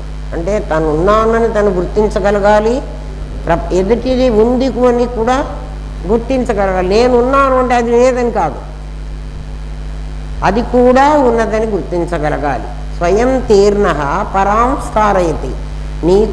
నిన్ను నీవు ఉద్ధరించుకోవాలి. నీ బోధ ద్వారా ఎదుటివాడిని కూడా ఉద్ధరించాలి. అది చెప్పింది మనకు శాస్త్రం. తన్ను తాను ఉద్ధరించుకుంటూ ఇతరులను ఉద్ధరించాలి. ఎట్లాగండి అట్లా? నన్ను నేను ఉద్ధరించుకోవడానికి నాకు 24 అవర్స్ సరిపోవటం లేదు అంటే, సూర్యుడు తాను ప్రకాశిస్తూ ఉంటాడు. ఆచార్యుడు ఎట్లా ఉంటాడంటే ఆచరిస్తూ ఉంటాడు. వాడిని చూసి ఇంకొకడు నేర్చుకుంటూ ఉంటాడు, వాడికి చెప్పడు. అంటే నీ బిహేవియర్ ఎట్లుండాలి? ఇంకొకడు నిన్ను చూసి నేర్చుకునేటట్లు ఉండాలి. అది సూర్యుడు తాను ప్రకాశిస్తూ తన వెలుగుతో సమస్త వస్తువులను ప్రకాశింపజేస్తున్నట్లు, అంధకారాన్ని పారదోలుతున్నట్టు గురువు తన శక్తితో సమస్త జీవులకు ఆవరించిన అజ్ఞానాన్ని పారదోలాలి. అది ఆయన పని. రామనాథం గారి పని ఏమిటి అంటే, ఆయన ఏం రాయక్కర్లేదు, ఏం చెయ్యక్కర్లేదు. ఆయన వెలుగుతూ ఉంటే ఆ వెలుగులో చీకటి తనంత సూర్యుడు సూర్యుడు ఉదయిస్తాడు 6 గంటలకు. అంతేగాని మనందరినీ వచ్చి నిద్రలేపుతున్నాడా? ఉత్తిష్ట నరసార్థులా అని మన ఎవ్వడిని ఆయన ఏం లేపడు. ఆ వెలుగు మనకు ఆవరించి మనకు ఉన్నటువంటి అజ్ఞానం, మన చుట్టూ ఉన్న చీకటిని పోగొట్టి, ఎప్పుడైతే మనం రాత్రి బెడ్ మీద పడుకునేప్పుడు ఇల్లంతా గదంతా చీకటి, మన చిన్న బల్బు తప్ప ఏముండదు. మనం కళ్ళు తెరిచేటప్పటికీ ఆ బల్బు కాంతి ఎటుపోతుందో మన గదంతా వెలుగు ఆవరిస్తుంది. ఆ వెలుగు మన్ని లేపుతున్నది. తెల్లవారింది అని అనుకుని లేస్తున్నారా, లేకపోతే టైం చూసి లేస్తున్నారా? టైం చూడక్కర్లే, గడియారం చూడక్కర్లే, మనకే తెలుస్తుంది. వేదం అందరికీ అర్థం కాని ఒక మహాసముద్రం. ఇప్పుడు మన డ్యూటీస్ చెప్పాడు ఫస్ట్ పారాగ్రాఫ్లో. మనం ఏ కులంలో ఉన్నామో ముందు ఆలోచించుకోండి. మనకు సత్వగుణం ఉందా? మనం బ్రాహ్మణులమేనా, లేక వైశ్యులమా, లేక శూద్రులమా, లేక క్షత్రియులమా? మన కులం ఏదో ముందు మీరు నిర్ణయించుకోండి. ఎవరి కులం వాడు నిర్ణయించుకోండి కదా. శాస్త్రం చెప్పింది మాత్రం నీకు బ్రహ్మము తెలుసునా, బ్రహ్మము నీవైనావా, రెండే చెప్పింది. వేదం అందరికీ అర్థం కాని ఒక మహాసముద్రం. వేదం చదివిన ఘనాపాటికి సైతం వేదార్థం అవగతం కాదు. ఎందుకు అవగతం కాదంటే, ఘనాపాటిలు చాలామంది ఉన్నారు వేదం చదువుకున్న వాళ్ళు. అయ్యా మీ వేదానికి అర్థం చెప్పండి అంటే మొదటి టాప్ టు బాటం వాళ్ళు వల్లె వేస్తారు కంఠస్థం చేసి. కానీ దానిలో ఒక్క ముక్కకు కూడా వాళ్ళకు అర్థము తెలియదు. ఎందుకంటే ఇందాక చెప్పిన బ్రాహ్మణుడి లక్షణాలు వాళ్ళకి లేవు. భగవద్గీత ఆధారంగా వాళ్ళని మనం బ్రాహ్మణుడు అని అంగీకరించడానికి వీల్లేదు. ఎందుకని? వాళ్ళు కూడా వెంకటేశ్వర స్వామి దేవుడు అంటారు. ఏంటండి వెంకటేశ్వర స్వామి దేవుడు కదా, మీరు ఇట్లా ఎన్నిసార్లు మమ్మల్ని భగవంతుడు సాకారం కాదర్రా. వెంకటేశ్వర స్వామి అంటే మీకు తెలుసని అంటున్నానే. భగవంతుడు సాకారం కాదు, వాడు నిరాకారం. వాడికి ఆకారం పొందాల్సిన అవసరం లేదు, వాడు ఆకారం కాలేదు. మరి ఈ ఆకారాలు అనేవి ఇవన్నీ ఆభాసలు. ఇన్నాళ్ళ బట్టి పాఠం విని మనం ఏం చేస్తున్నామంటే ఇదంతా ఆభాస. ఆభాస వెంటపోతే అరుణ్ గోవిల్ రాముడు అయినాడు అనుకుంటే రాముడు కాడు. అరుణ్ గోవిల్ ఎప్పుడు అరుణ్ గోవిల్గానే ఉంటాడు. వాడు రాముడుగా ఉన్నా, రాముడుగా ఉండకపోయినా, రాముడుగా ఉన్నప్పుడు కూడా అరుణ్ గోవిల్. అది గుర్తుపెట్టుకోండి. సముద్రం ఏమిటంటే, సముద్రం నిండా నీళ్ళే ఉంటాయి, మనిషి దాహాన్ని అవి తీర్చలేవు. వేదంలో అనేక ధర్మాలున్నా సామాన్యుడికి అర్థమయ్యేలా ఉండవు అవి. సూర్యరశ్మి సముద్ర జలాన్ని ఆవిరిగా మార్చి, ఎందుకు వేదంలో ఉండేవి మనకు అర్థమయ్యేట్టుగా ఉండవంటే, వేదం సత్యం వద అని చెప్పింది, నిజం మాట్లాడు అని చెప్పింది కదా. సత్యం వద అనే కదా చెప్పింది వేదం. ఆ సత్యాన్ని చెప్పడం కోసం హరిశ్చంద్రుడు అన్ని కష్టాలు పడ్డాడు. ఒకవేళ నేనే ఒక 3వ క్లాస్ అమ్మాయిని అనుకోండి, 3వ తరగతి చదువుతున్నా, నాకేమనిపిస్తుంది, నా టీచర్ నాకు హరిశ్చంద్రుడు పాఠం చెప్తోంది. హరిశ్చంద్రుడు పాఠం అంతా విన్న తర్వాత హరిశ్చంద్రుడు సత్యమే చెప్పాలి అని కదా వాడు ఇన్ని కష్టాలు పడ్డాడు. ఒక్కసారి విశ్వామిత్రుడికి నీకు నేనేమి ఇవ్వక్కర్లేదు, నేను ఇవ్వను అని కనుక ఒక మాట మాట్లాడితే హరిశ్చంద్రుడికి కష్టాలు లేవు. సత్యమే మాట్లాడు అని చెప్పడం వల్ల ఇన్ని ఎందుకు కష్టాలు పడాలి? హరిశ్చంద్రుడికి అబద్ధం చెప్తే హాయిగా ఉంటాడు కదా వాడి జీవితంలో అని నాకు అనిపించింది అనుకోండి. వేదం నాకు అర్థం కారా కదా. అంటే నాకు అర్థమయ్యేట్టు ఆ టీచర్ చెప్పలేకపోయింది. ఒకవేళ నాకే చాలా క్రిటికల్గా చేసేటువంటి క్రిటిసిజం మెంటాలిటీ ఉందనుకోండి, నేను వెంటనే ఏమంటా అంటే, హరిశ్చంద్రుడు పెళ్లి చేసుకునేటప్పుడు ధర్మేచ అర్థేచ కామేచ త్వయేష నాతి చరితవ్య అన్నాడు కదండి. అవునరా అన్నాడు, వాళ్ళ నాన్న అన్నాడు. అంటే ఆ హరిశ్చంద్రుడు చంద్రమతి వాళ్ళ నాన్న ఈ మాట అంటాడు, నాతి చరామి, అవును ఈమె మాటను నేను అతిక్రమించను, ధర్మ అర్థ కామాలలో ఈమె మాటను మోక్షేచ కాదు, ఈ బ్రాహ్మణులు తప్పుగా మోక్షేచ అని కూడా చదువుతున్నారా? తప్పు. మోక్షంలో ఎవడి పెత్తనం మనకు లేదు కదా. ధర్మ అర్థ కామాలకు మూడింటికి మాత్రమే ఆమె పర్మిషన్ తీసుకోవాలి. మరి అప్పుడు అట్లా అన్నాడు కదండి హరిశ్చంద్రుడు. నేను 3వ క్లాస్ అమ్మాయిని, నేనే క్రిటికల్గా కనుక మాట్లాడగలిగిన ఆ టీచర్ని అడిగితే మరి హరిశ్చంద్రుడు అబద్ధమే ఆడాడు కదండి, పెళ్లిలో ఈ మాట చెప్పాడు కదా, తర్వాత ఆ చంద్రమతిని అమ్మి పారేశాడు కదా అని నేను అడిగితే నా టీచర్కి జవాబు లేదు. ఎందుకని అంటే నా టీచర్ చదువుకోలేదు. టీచర్ చదువుకోలేదు ఏమిట్రా కదా. సత్యం కోసం పోరాడాడు. సత్యం ఏమిటంటే సత్యం జ్ఞానం అనంతం బ్రహ్మ, అది సత్యం. హరిశ్చంద్రుడు సత్యం కోసం పోరాడుతున్నాడు. వాడికి ఆటంకాలు ఏమొచ్చినాయి? ధనేషణ. ధనేషణ అంటే రాజ్యం అడ్డం వచ్చింది. ఆ రాజ్యం విశ్వామిత్రుడు అడిగాడు. దారేషణ, భార్యని పోషించలేకపోయినాడు. పుత్రేషణ, ఆ కొడుకు శవాన్ని దహనం చేయడానికి డబ్బులు తీసుకురమ్మని చెప్పాడు. పుత్ర వ్యామోహం అడ్డం పడింది. అడ్డం పడలే హరిశ్చంద్రుడికి. ఈ 3 సత్యాన్వేషణకు అడ్డం పడ్డాయి. ఎప్పుడైతే సత్యం హరిశ్చంద్రుడికి గోచరించిందో, అంటే ఈ ముగ్గురిని ఎప్పుడు వదులుకున్నాడో కదా, చంద్రమతిని చంపవలసిన పని కూడా హరిశ్చంద్రుడి చేతిలో ఎప్పుడు పడిందో, ఆ కత్తి తీసుకుని ఎప్పుడైతే నరకడానికి సిద్ధపడ్డాడో, నరికాడని కూడా సినిమాలో చూపిస్తాడు. ఆ కత్తి పూలమాల అయిపోయింది. వెంటనే బ్రహ్మ విష్ణు మహేశ్వరులు అందరూ ప్రత్యక్షమైనారు. ఎవరికి? హరిశ్చంద్రుడి. అంటే బ్రహ్మ విష్ణు మహేశ్వరుల సత్యం ద్యోతకమైంది. సత్యం తెలిసింది. ఎప్పుడైతే సత్యం తెలిసిందో ఎవరెవరినైతే సత్యాన్వేషణకు వదులుకున్నాడు. సత్యం ఎప్పుడైతే గోచరించిందో మళ్ళీ లోహితాస్య లేసిరమ్ము అంటుంది పార్వతీదేవి. వాళ్ళు లేచేస్తారు. అంటే కొడుకు వచ్చాడు, రాజ్యం వచ్చింది, భార్య కూడా వచ్చేసింది, దారిద్ర్యం లేదు. ఇవి వదులుకుంటే నీకు సత్యం దొరుకుతుంది కదా. సత్యం దొరికిన తర్వాత వీళ్ళందరూ ఉన్నా నీకు ప్రాబ్లం లేదు, ఎందుకంటే నీకు దొరికింది. అది చెప్పాలి సత్యం వదాలో. అది ఎంతమందికి తెలుసు? హరిశ్చంద్రుడి కథ ఇంత మాత్రమే చెప్తారు, కానీ ఈ నెక్స్ట్ హాఫ్ ఎవడు చెప్పడు, ఏ టీచర్ చెప్పదు. ఎందుకంటే టీచర్కే తెలియదు. ఎందుకు టీచర్కి తెలియదండి అంటే సిలబస్లో అది లేదండి, మాకు నేర్పలేదండి, మేము నేర్చుకోలేదండి. ఇంగ్లీష్ మీడియం కదా మేమందరం, అందుకని ఇంగ్లీష్ మీడియంలో ధర్మం అసలు అక్కర్లే కదా కదా. ఇంగ్లీష్ మీడియంలో ధర్మం లేదు. God bless mummy, God bless daddy, అంతే. God bless mummy, God bless daddy, English అదే. ఏం నేర్చుకుంటున్నారో, ఏం జరుగుతున్నదో సత్యం వద, సత్యం వధ అయిపోయింది. సత్యం వధ కాదు, సత్యం వధ. అట్లయిపోయినాం మనం. అందుకని మనిషి దాహాన్ని తీర్చలేనట్లు వేదంలో అనేక ధర్మాలు ఉన్నా సామాన్యుడికి అర్థమయ్యేలా లేవు. సూర్యరశ్మి సముద్ర జలాన్ని ఆవిరిగా మార్చి క్షారగుణాన్ని పోగొట్టి, సూర్యరశ్మి ఏం చేస్తోంది? సముద్రం నీళ్ళనే తీసుకుంటుంది, ఉప్పు మాత్రం ముట్టుకోదు.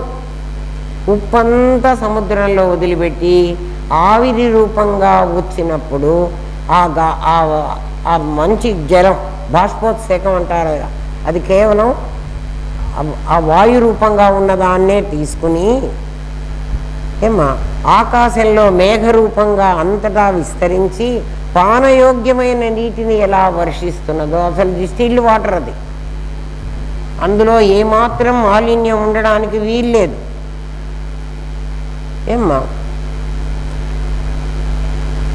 అలా బ్రాహ్మణుడు అక్కడ సముద్ర జలాన్ని ఈ సూర్యుడు చేస్తున్నాడు.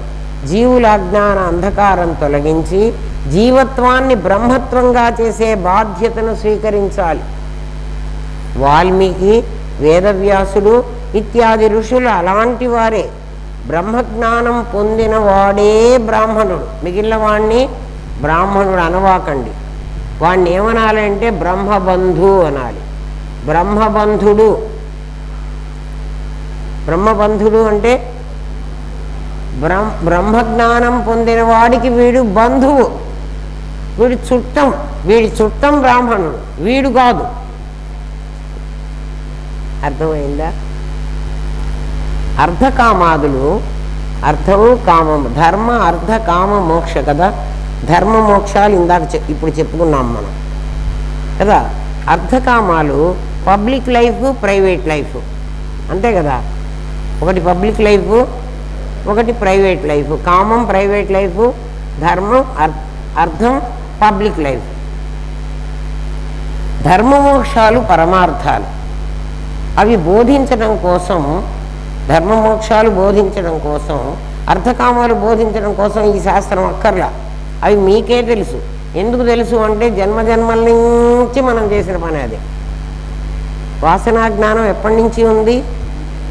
చీమ దగ్గర నుంచి పిపీలికాది బ్రహ్మ పర్యంతం అందరికీ వాసనా జ్ఞానం ఈజీగా ఉంది. మానవుడికి ఒక్కడికే వివేక జ్ఞానం అనేటువంటిది ఎక్స్ట్రా ఉంది. వివేక జ్ఞానం లేకపోతే వాసనా జ్ఞానంతో రోజు పుట్టినప్పటి నుంచి చచ్చేదాకా ఈ ప్రపంచాన్ని అంతా నడిపించేసి కదా. అంబానీ గాను వాళ్ళు కాదులే, వాళ్ళు చాలా ధర్మకార్యాలు చేస్తున్నారు. డబ్బులు ఉండగానే మనం అందరం డబ్బు ఉంటే దాచుకుని ఇంకా డైమండ్ నెక్లెస్లు పెట్టుకుంటాం. వాళ్ళు డబ్బున్నా కూడా ఎన్నో నెలల బట్టి వాళ్ళ పిల్లవాడికి పెళ్లి చేశారట. నిన్న టీవీలో చెప్తున్నారు. నెలల బట్టి వాళ్ళు యజ్ఞయాగాదులు చేయటం, వేద ఆశీర్వచనాలు తీసుకోవడం, వేద పండితుల్ని సన్మానించటం, అట్లాంటివన్నీ ఏమో చాలా చేస్తున్నారని టీవీలో చూపిస్తున్నాడు. చూడండి మీరే. ధర్మమోక్షాలు పరమార్థంట. దాన్ని బోధించడం కోసం అష్టాదశ పురాణాలు, రామాయణ మహాభారతాలు రచించారు. ఎందుకు అంటే వేదం మనకు అర్థం కాదని, వేదం అర్థమయ్యే స్థితిలో లేదని. ఎందుకంటే మనకు అంటే ధనాపాటీలకు కూడా అర్థం కాదు. సముద్ర జలం తాగడానికి పనికొచ్చిందా? పనికి రాలేదు కదా. ఎందుకని? నీళ్లు కావా? అవి నీళ్ళే కానీ పానయోగ్యమైన నీళ్లు కాదు. అట్లా వేదం కూడా గొప్పదే, కానీ అర్థం కాకపోతే శబ్దంతో ప్రయోజనం లేదు. శబ్దంతో పాటు అర్థం కావాలి. అందుకని వ్యాసుడు, వాల్మీకి ఇలాంటి మహనీయులందరూ కూడా అష్టాదశ పురాణాలు, 18 పురాణాలు రాశారట. పురాణాలు కూడా పురాణాల్లో మళ్ళీ ఇట్లాగే ఉంటుంది. ఎందుకంటే హరిశ్చంద్రుడి కథలాగే దాన్ని మళ్ళీ డీకోడ్ చేసి చెప్పేవాడు ఎవడైనా కావాలి మనకి. రామాయణ మహాభారతాలు మనకందరికీ రామాయణం మహాభారతం మనకి చదువుకోమన్నారు. మన మత గ్రంథాలు కావు. మన మత గ్రంథాలు ఉపనిషత్తులు, బ్రహ్మసూత్రాలు, భగవద్గీత. ఎవడైనా మీ మత గ్రంథం ఏమిటి అని అడిగితే వాడు వెంటనే బైబిల్ అంటాడు, వీడు వెంటనే ఖురాన్ అంటాడు. కానీ హిందువుని నీ మత గ్రంథం ఏదిరా అంటే ఉండండి ఏదో నాకు తెలియదు, ఏమో భగవద్గీత ఏమో ఈ మధ్యన చెప్తున్నారు భగవద్గీత అని. భగవద్గీత ఉండుండొచ్చు మే అంటే మేనాటు కూడా ఉంటుంది.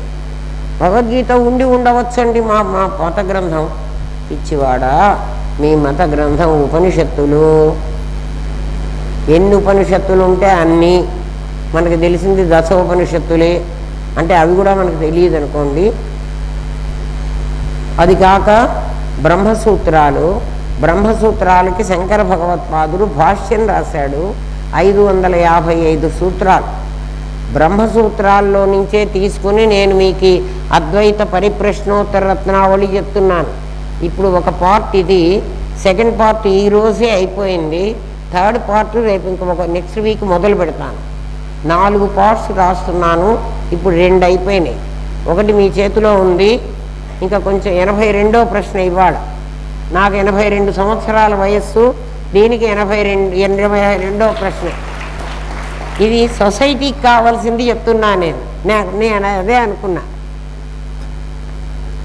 82 కంప్లీట్ అయింది, అందుకని ఇది 82వ ప్రశ్న. అద్వైత పరిప్రశ్నోత్తర రత్నావళి. దీనికి మూలం ఏమిటి అంటే బ్రహ్మసూత్రాలు. మీకు బ్రహ్మసూత్రాలు చెప్దామని నేను లయన్స్ క్లబ్లో ఉండగా స్టార్ట్ చేశాను. 5 సూత్రాలు చెప్పా, అస్సలు ముఖాలు వెలగలే. అమ్మో వీళ్ళకి బ్రహ్మసూత్రం చెప్తే అర్థమయ్యే స్టేజ్లో వీళ్ళు లేరురా, అందుకు అనవసరం అని నేను మానేశా. దాన్ని ఇదిగో పుస్తకంలాగా మీకు అర్థమయ్యే భాషలో రాశా. తెలిసిందా? రామాయణ మహాభారతాలు అవి నిజంగా జరిగాయా లేదా అని నేటి సమాజం కొట్టుకు చస్తోంది కదా. పైగా ఏమంటున్నారంటే రామాయణం రంకు భారతం బూంకు, ఇది ఒకటి పెట్టికారు. నీకేం తెలుసు? రామాయణాన్ని గురించి భారతాన్ని గురించి ఎవరినన్నా చదివావా? ఏం చదవడు, ఊరికే మాట్లాడతాడు. ఎందుకంటే హాఫ్ నాలెడ్జ్ ఫెలో ఏం మాట్లాడినా సరి చెల్లుతుంది. వాడిని ఎవడు అడుగుతాడు? వాడికంటే తక్కువ నాలెడ్జ్ వాళ్ళ దగ్గరికే వెళ్ళి వాడి వాగుడు వాగుతాడు. ఆ మిగిలిన వాళ్ళు వాళ్ళకంటే వీడు చాలా మేధావి, ఈ మేధావి చెప్పాడు కదా అని ఆ మేధావులందరూ, ఆ కుహనా మేధావులు వాళ్ళందరూ కూడా మళ్ళీ ఇదే ఆచరిస్తూ ఉంటారు. అందరికీ అట్లా స్ప్రెడ్ అయింది. మీకు చెప్తా వినండి.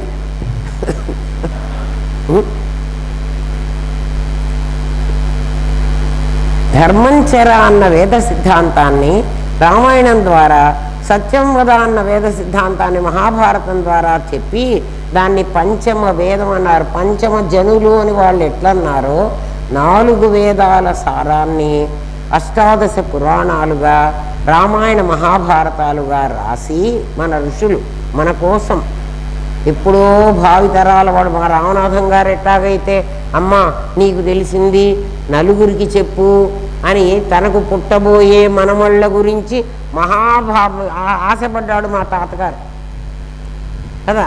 ఆయన చెప్పకపోతే నేను చెప్పను. అసలు గురువుగారి ఆజ్ఞ అయింది కాబట్టి అయ్యో వారి ఆజ్ఞ నేను శిరసావహించకపోతే తప్పే అని నేను మిమ్మల్ని అందరినీ కూర్చోబెట్టుకున్నా. లేకపోతే మీకు అది అందేది కాదు. వారు అప్పటికి మీరు అసలు పుట్టి ఉండరు. పుట్టబోయే మా మనవాళ్ళు ముని మనవాళ్ళ మీద వారికి ఎంత ప్రేమో చూడండి. అందుకని ఏం చెప్పారు? లేకపోతే ఆయనకి ఎందుకు, నాకేదో తెలిసింది నాకు చెప్పి పంపించవచ్చు కదా. నేను గురుదక్షిణ ఏమిటండి, గురువుగారు మీకు ఏదైనా ఇవ్వాలి కదా, నేను ఇంత విద్య నేర్చుకున్నాను అని నేను పోతే అమ్మా నువ్వు నాకేం ఇవ్వక్కర్లేదు, నీకేం తెలిసిందో ఇట్లా చేయి చూపెట్టి మరీ చెప్పారు. నలుగురికి చెప్పమని. నలుగురు ఎవరు వస్తారో ఆయన కంటే గౌండాలు వచ్చారు. నేర్చుకున్నారా నేర్చుకోలేదని. కానీ వాళ్ళు రాబట్టి వాళ్ళు వినకుండా వెళ్ళిపోబట్టి కదా ఆ పక్కింటి వాళ్ళు ఈ పక్కింటి వాళ్ళు ఏందో ఆయన చెప్తున్నట్ట ఈ గౌండాలు వినకుండా పోయినారు, మనమన్నా విందామని వాళ్ళు వచ్చారు. నాకు అట్లాంటి కష్టం లేకుండా నలుగురిని ఆయనే పంపించారు. మహానుభావుడు. అందుకే మహానుభావుడు అని చెప్తా. ధర్మంచర సత్యం వద, రామాయణం సత్యం వద అని చెప్పిందిట. వేద సిద్ధాంతాన్ని భారతం ద్వారా, ధర్మంచర అనే వేద సిద్ధాంతాన్ని రామాయణం ద్వారా చెప్పారు. సత్యం వద అన్న వేద సిద్ధాంతాన్ని మహాభారతం ద్వారా చెప్పి దాన్ని పంచమ వేదము అన్నారు. 4 వేదాలలో ఏదైతే ఎసెన్స్ ఉంటుందో దాన్ని 5వ వేదంలో, 5వ వేదం అని అన్నారు. భారతం 5వ వేదం. నిజంగా 5వ వేదం కాదు. మరి 5వదని ఎందుకన్నారు అంటే 4 నీకు అర్థమై చావవు కదా, నువ్వు వేదం చదువుకోలేదు, ఇది చదువుకో నీకు అర్థమవుతుంది అని. రామో విగ్రహవాన్ ధర్మ, ధర్మమే మూర్తీభవిస్తే, ధర్మము మూర్తీభవిస్తే అంటే ధర్మం ఆకారం ధరిస్తే, ధర్మమే గనక ఆకారం ధరిస్తే అది రాముడిలాగా ఉంటుందట. రాముడు చేసింది చెయ్యి, కృష్ణుడు చెప్పింది చెయ్యి. జాగ్రత్తగా వినండి. రాముడు ఏం చేశాడో అది చెయ్యి. రాముడు ఏం చేశాడో కదా. రాముడు వాళ్ళ అమ్మా నాన్నని వృద్ధాశ్రమంలో పెట్టించాడు కదా. రాముడు పితృవాక్య పరిపాలన చేశాడు. వాళ్ళ నాన్న ఏం చెప్తే, నాయన ఇంకా కాసేపటికి నీకు రాజ్యాభిషేకం చేస్తాను రా. సరే నాన్నగారు, రేపు పొద్దున్న రాజ్యాభిషేకం, సరే వెళ్ళిపోతున్నా. వాళ్ళందరూ వచ్చారు, చేయవలసిన కార్యక్రమం అంతా చేస్తున్నారు. ఆ రాత్రికి రాత్రే సీన్ మారిపోయింది. సీన్ మారిపోయి తెల్లవారుజామునే అప్పుడే ఏమైపోయింది, కైకమ్మ గారు పిలుస్తున్నారన్నారు. పాపం వెళ్ళాడు.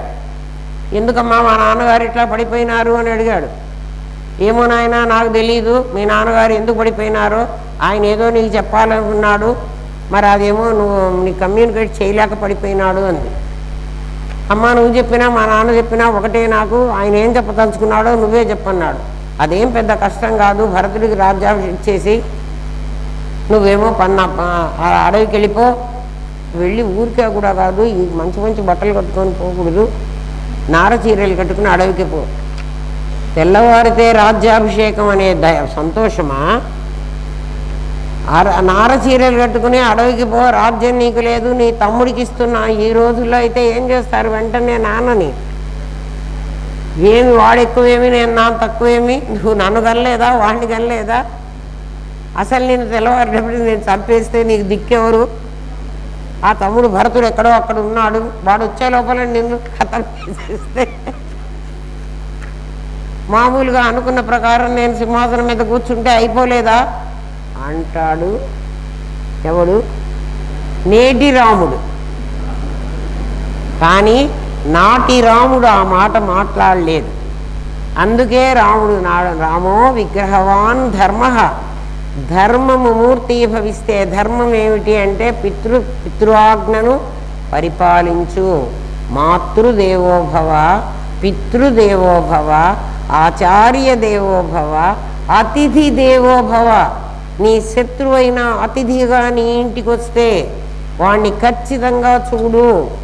నచికేతుణ్ణి యమధర్మరాజు చూసినట్లు చూసాడా లేదు? వాడిని ఉపవాసం పెడితే ఏమైపోయింది?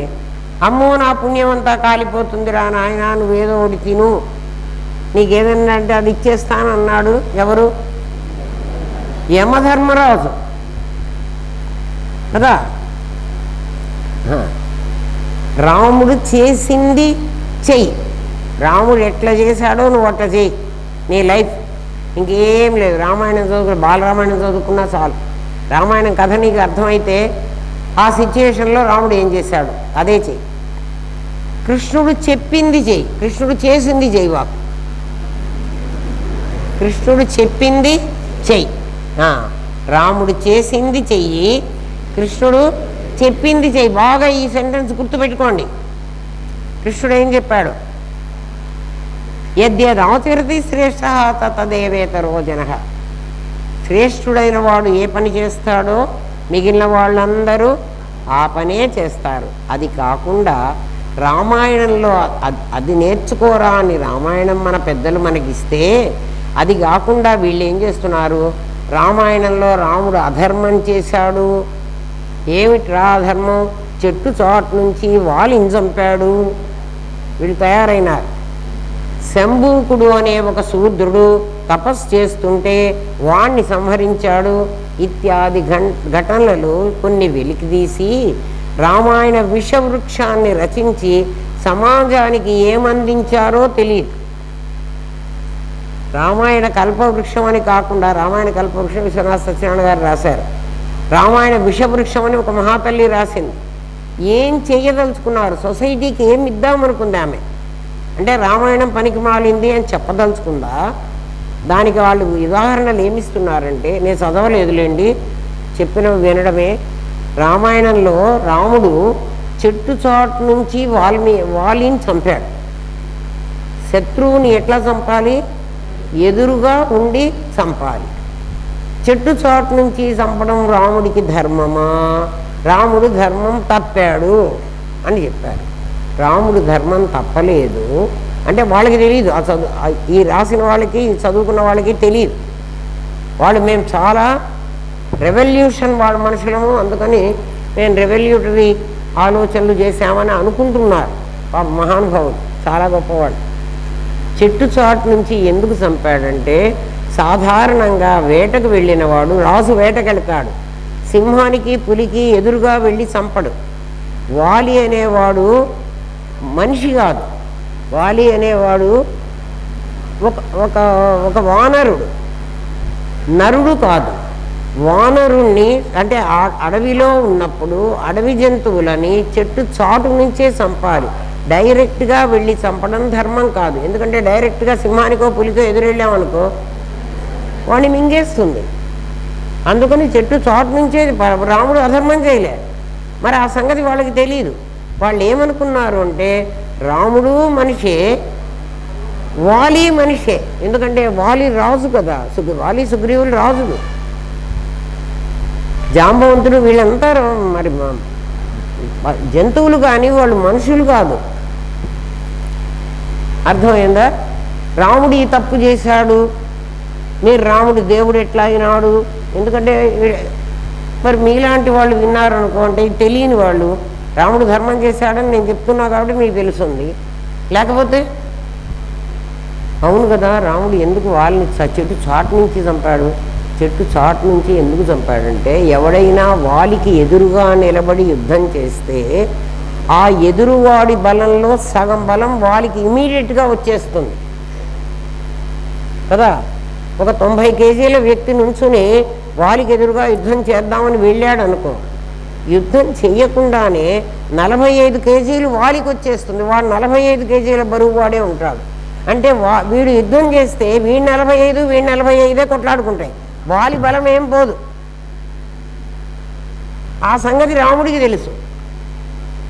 ఎదురుబడి వాళ్ళని చంపలే, చెట్టు చాటు నుంచే చంపాడు. అది అధర్మం అంటారు వీళ్ళు, ఎందుకంటే వీళ్ళకి ధర్మం తెలియదు.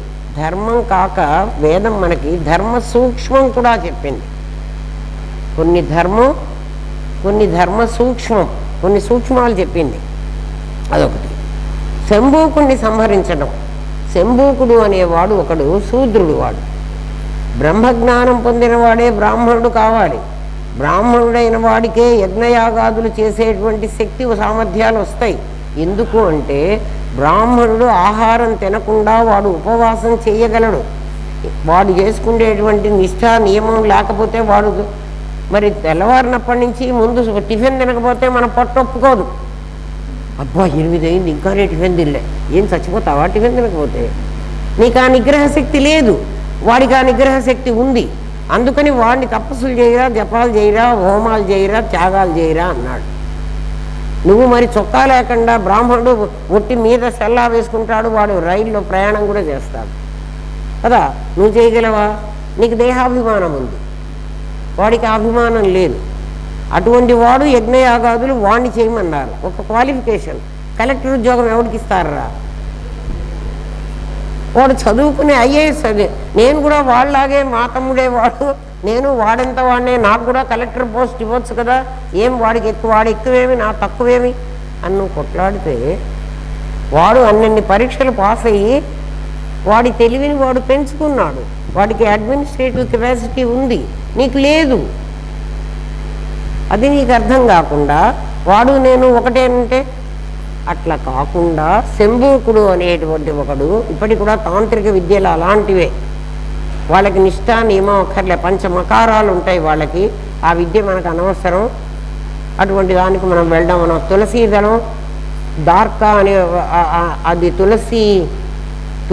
తులసీదళం అనుకుంటారు. 2 నవలలు వచ్చినాయి ఎప్పుడో, ఎండమూరి వీరేంద్రనాథ్ నవలన్నీ అట్లాంటివి, చదువుకుంటే తెలుస్తాయి మీకు. కానీ చదువుకుని మీ బ్రెయిన్ పాడు చేసుకోవకండి. నవలగా చదవగలిగితే చదవండి, ఎందుకంటే మన సత్యం ఉండేవాడు, మనకి సత్యం అనేవాడు వేదాంతం వింటూ మధ్యలో అట్లాంటి వాటి కోసం పోయి ఆ శక్తులు సంపాదించుకుందామని పోయి చివరికి ఎక్కడికో వెళ్ళిపోయినాడు, పిచ్చివాడైపోయి. ఏమైనాడో కూడా తెలియదు. ఏమ్మా, అట్లా శంభూకుడు అనేవాడు ఒకడు తలక్రిందులుగా వేళ్లాడబడి తపస్సు చేస్తున్నాడు. వాడు ఒక రామరాజ్యంలో ఒక బ్రాహ్మణుడు, వాడి కొడుకు చచ్చిపోయినాడు, తండ్రి బతికుండగా కొడుకు చావకూడదు. రాజు ధర్మం గలవాడైతే, రాజు ధర్మం ఎలా ఉంటుందంటే, రాజధర్మాలు మీకు చెప్తాను. రాజధర్మం ఎలా ఉంటుందంటే, మనం అందరం డబ్బు సంపాదిస్తాం కదా, ఆ డబ్బులో 9% మనం ట్యాక్స్ కడతాం. ఇప్పుడు ఎంత % కడుతున్నామో నాకు తెలీదు కదా. మన ఇన్కంలో 33%, 25% అని ఏవో ట్యాక్స్ కడతాం కదా. ప్రభుత్వానికి పన్ను ఎట్లా చెల్లిస్తామో మనం చేసిన పుణ్యంలో కూడా ఇంత భాగం రాజుకి వెళ్ళిపోతుంది. ఎవడైతే రాజుగా రాజ్యం చేస్తూ ఉంటాడో ఆటోమేటిక్గా మనం సంపాదించిన పుణ్యంలో ఇంత భాగం రాజుగారికి వెళ్ళిపోతుంది. అందువల్ల రాజుగారికి ఎక్కువ పుణ్యం ఉంటుంది. ఆయన ఏం చెయ్యకపోయినా కూడా ధర్మం ప్రకారం అన్ని పరిపాలిస్తే మనందరి పుణ్యం రాజును కాపాడుతూ ఉంటుంది. ఆ రాజు ఎప్పుడైతే ధర్మబద్ధంగా రాజ్యం చేస్తాడో ఆ రాజ్యంలో అధర్మమైనవి జరగవు.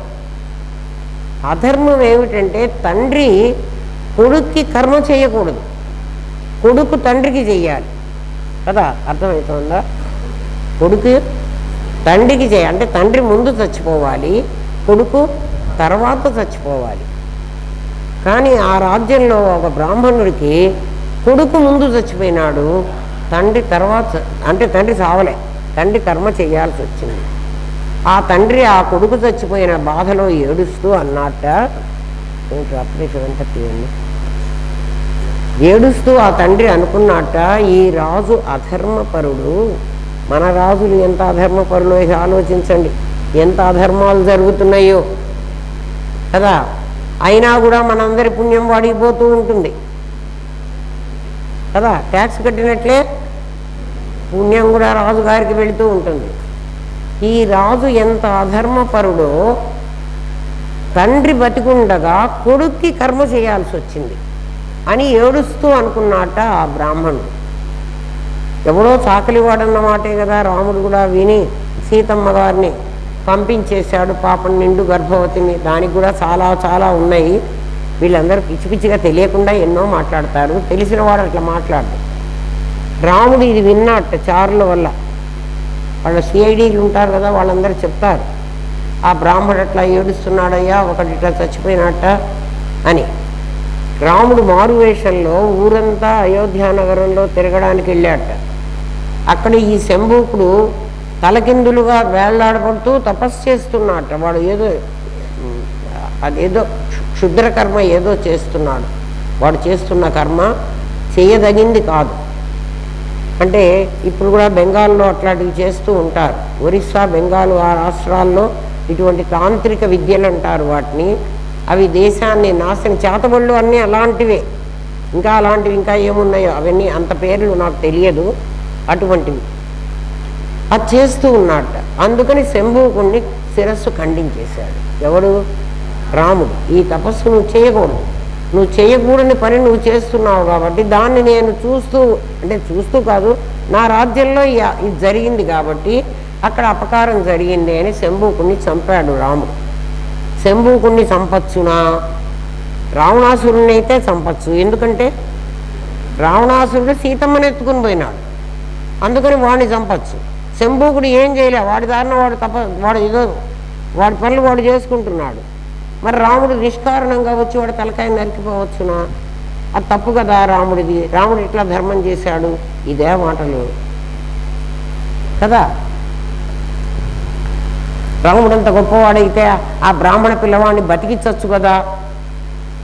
బతికిస్తే రాముడు దేవుడైపోతాడు. రాముడు దేవుడుగా ఎక్కడా కూడా చెప్పలేదు. మనిషి ఎలా ఉండాలో, ఏ పరిస్థితుల్లో ఏ విధంగా నువ్వు ప్రవర్తించాలో అది చెప్పాడు రాముడు. ఏమ్మా, సమాజానికి వీళ్ళు ఏమందిస్తున్నారో తెలియదు. కృష్ణుడు మోక్షధర్మాన్ని చెప్పడానికి వచ్చాడు. ఆయన చెప్పింది చెయ్యక మోక్షధర్మమే చెప్పాడు. మొత్తం భగవద్గీత అంతా మోక్షధర్మమే. గోపీ వస్త్రాపహరణం, రాసక్రీడలు ఇత్యాది పర్సనల్ జీవితాన్ని విమర్శించడం అనే అపచారాన్ని చేశాడు. కృష్ణుడు చేసినట్టు చెయ్యి అని చెప్పలే శాస్త్రం. కృష్ణుడు చెప్పినట్లు చెయ్యి, రాముడు చేసినట్లు చెయ్యి. వైశంపాయనుడు జనమేజయునకు చెప్పింది భారతం, సుఖయోగి పరీక్షిత్తుకు చెప్పింది భాగవతం. వేదవ్యాసుని కుమారుడు శుకుడు, వేదవ్యాసుని శిష్యుడు వైశంపాయనుడు. వైశంపాయనుడు వేదవ్యాసుడికి కొడుకు శుకుడు, శిష్యుడు వైశంపాయనుడు. ధర్మ అర్థ కామ మోక్షాలలో the product of the extremes is equal to the product of the means. అంత్యముల లబ్ధము మధ్యముల లబ్ధమునకు సమానము. అంత్యముల లబ్ధం ఏమిటి? ధర్మ మోక్షం. మధ్యముల లబ్ధం ఏమిటి? అర్ధకామం. ఈ రెండు వేరు, ఈ రెండు వేరు. నువ్వు ఏ కోర్స్ చదువుతున్నావు? నువ్వు ఎంపీసీ తీసుకున్నావా, నువ్వు బైపీసీ తీసుకున్నావా? బైపీసీ తీసుకుంటే ఆ క్లాస్లో కూర్చో, ఎంపీసీ తీసుకుంటే ఈ క్లాస్లో కూర్చో. నేను ఎంపీసీ తీసుకున్నానండి, బైపీసీ క్లాస్లో కూర్చుంటానంటే నీకు చదువు వస్తుందా? చదువు వచ్చినా పరీక్ష రాస్తావా? పరీక్ష నీకు దేంట్లో ఇస్తారు? నువ్వు దేంట్లో అడ్మిట్ అయినావో దాంట్లో నీకు క్వశ్చన్ పేపర్ ఇస్తారు. కానీ నేను క్లాస్లో కూర్చుంది, అర్థమైందా? మనం చేస్తున్నది ఏమిటి? మానవ జన్మ దేనికి వచ్చింది? మానవ జన్మ నిన్ను నువ్వు తెలుసుకోవడానికి వచ్చింది. నువ్వేం చేశావు? 3 వెంటబడ్డావు. నేనంటే రవిగాడు నవ్వుతాడు. ఏరా, నేను ఎప్పుడు 3 అన్నా కూడా వాడిని చూస్తూ ఉంటా, వాడిని చూసి నవ్వుతూ ఉంటాడు. ఊరి నువ్వు ఎంపీసీ స్టూడెంట్ బైపీసీ క్లాస్లో కూర్చుంటే నీకు ఏం చదువు వస్తుందిరా? మ్యాథ్స్ రాదు. బైపీసీ నీకు వచ్చినా ఇక్కడ పరీక్ష రాయడానికి వీలు లేదు. అర్థమైందా? ఏం నాయన, ఎవరన్నా ఏమన్నా డౌటా? వినండి. అర్ధకామాలను ధర్మబద్ధంగా అనుభవించమని రామాయణం బోధిస్తే ధర్మమోక్షాలను ఆచరించి చూపడానికి మూర్తీభవించిన విగ్రహమై అవతరించాడు కృష్ణుడు. రాముడు చేసినట్లు చేయమని రామాయణం, కృష్ణుడు చెప్పినట్టు చేయమని భారతం బోధిస్తుంది. మిడిమిడి జ్ఞానం గల నేటి ప్రజలు కృష్ణుడు రాసక్రియ లేదా రాసలీలలో మేమెందుకు చేయకూడదు అని బార్ అండ్ పబ్బుల్లో జీవితాన్ని నాశనం చేసుకుంటున్నారు. ఇప్పుడు సమస్య ఏమిట్రా అంటే యంగ్స్టర్స్ అందరికీ కాలేజీల్లో అందరికీ, కాలేజీలే కాదు స్కూళ్ళ లెవెల్లో కూడా గంజాయి ఇంకా ఏమిటో అవన్నీ ఆ డ్రగ్స్ ఆ తినేవన్నీ మరి తింటున్నారు. ఒకప్పుడు బీడీలు సిగరెట్లే తాగేవాళ్ళు. స్కూల్ లెవెల్లో 7th క్లాస్ వాడు 7th క్లాస్ పిల్లవాడి దగ్గర నుంచి బీడీ దాక్కపోతే వాడికి అవమానం. అది కదా. ఒకప్పుడు సిగరెట్ తాగకపోతే, సిగరెట్ తాగని వాడిని ఏ అమ్మాయి పెళ్లి చేసుకునేది కాదుట. వాడికి సిగరెట్ తాగటం కూడా రాదని. బ్రిటిష్ వాళ్ళ పీరియడ్లో వాళ్ళు చలిదేశం రా, అందుకని తాగిసి వస్తున్నారు. మనకేం కర్మం? అది వ్యాపారం చేసుకొని చివరికి తాగుబోతులు సంవత్సరంలో వచ్చే డబ్బును కూడా మనం తాకట్టు పెట్టి 20 సంవత్సరాల వరకు డబ్బులు అప్పులు తెచ్చుకోగలం కదా. ఏదో ఎవడో పెళ్ళామెళ్ళో మంగళసూత్రం తాకట్టు పెట్టాడంటే అయ్యో పాపం అనుకునేవాళ్ళం.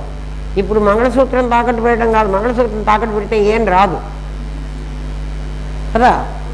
ఇప్పుడు ఏమిట్రా తిప్పలు అంటే మన పిల్లలు ఎట్లా తయారైనారు అంటే రాముడు ఎందుకు చేశాడు కదా, కృష్ణుడు అవధం చేశాడు కదా, మేము ఎందుకు చేయకూడదు అంటే ఎటువంటి రాజకీయ నాయకులు వచ్చారు, ఎటువంటి డ్రగ్ అడిక్షన్ తయారైంది, మరి అమ్ముకుంటున్నారు. మనం అందరం హాయిగా చూస్తూ ఊరుకున్నాం. మనం ఏమేముంది, మేము విశాఖ గార్డెన్ వాళ్ళు మాకు ఫ్రీగా ఇచ్చారండి, మేము కూర్చొని హాయిగా వేదాంతం చెప్పుకుంటున్నాం, 1.5 సేపు హాయిగా ఈ ప్రపంచాన్ని మర్చిపోయినాం. కానీ ప్రపంచం నాశనం అయిపోతుంది. అంటే ప్రపంచం అంటే రేపు మన పిల్లలే. మనం ఇట్లా మాట్లాడకుండా కూర్చుంటే ఏమైపోతుంది? అందులో సిలబస్ అంతా నాశనం చేసి ధర్మాన్ని బోధించే పద్ధతి లేకుండా 2వ క్లాస్ నుంచో 3వ క్లాస్ నుంచో ఏం పెట్టారు? English medium. చిలక పలుకులే. Rain rain go away come again another day. Rain లేకపోతే తిండి లేదురా, కూడు లేదు. నీ పిల్లలకి నువ్వేం నేర్పిస్తున్నావు? బాలవాక్కు బ్రహ్మవాక్కు. ఆ బాలలు తీసుకుపోయి మాట్లాడుతుంటే ఓ బ్రహ్మదేవుడు అంటారు, ఓ పిల్లలందరూ కూడా రెయిన్ అక్కర్లేదని అంటున్నారు, గాలి అవసరం లేదు.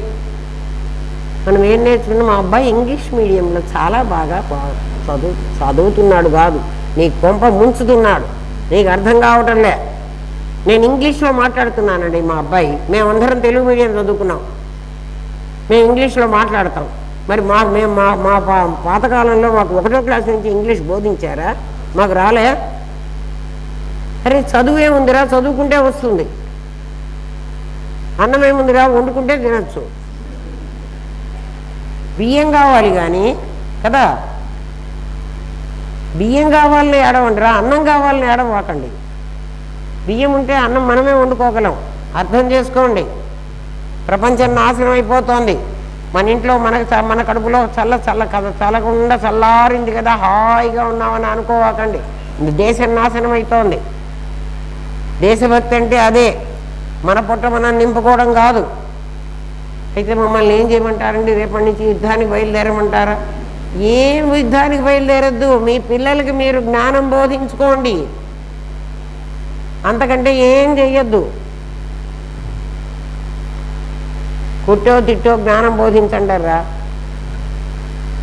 ఎవడి పిల్లవాడికి వాడు జ్ఞానం బోధిస్తే సొసైటీ అంతా బాగుపడుతుంది కదా. గురువు గారు, నాయన తలా ఒక 1/2 లీటర్ పాలు తీసుకొచ్చి ఆ కుండలో పోయండిరా, రేపు పొద్దున పాయసం వండుకుందాం అన్నారు. గురువుగారు పాపం 1/2 లీటరే పాలు తెమ్మన్నారు. ప్రతివాడు అనుకున్నట్ట గురువుగారు 1/2 లీటర్ పాలు తెమ్మన్నారు, అందరు తెచ్చి పోస్తారు కదా, నేను ఒక 1/2 లీటర్ నీళ్లు తీసుకుపోయి పోస్తే ఏమవుతుంది అనుకున్నాడు. అందరూ 1/2 లీటర్ నీళ్లు తీసుకొచ్చి పోతారు. కుండ నిండా నీళ్లు ఉన్నాయి, కుండలో పాలు లేవు.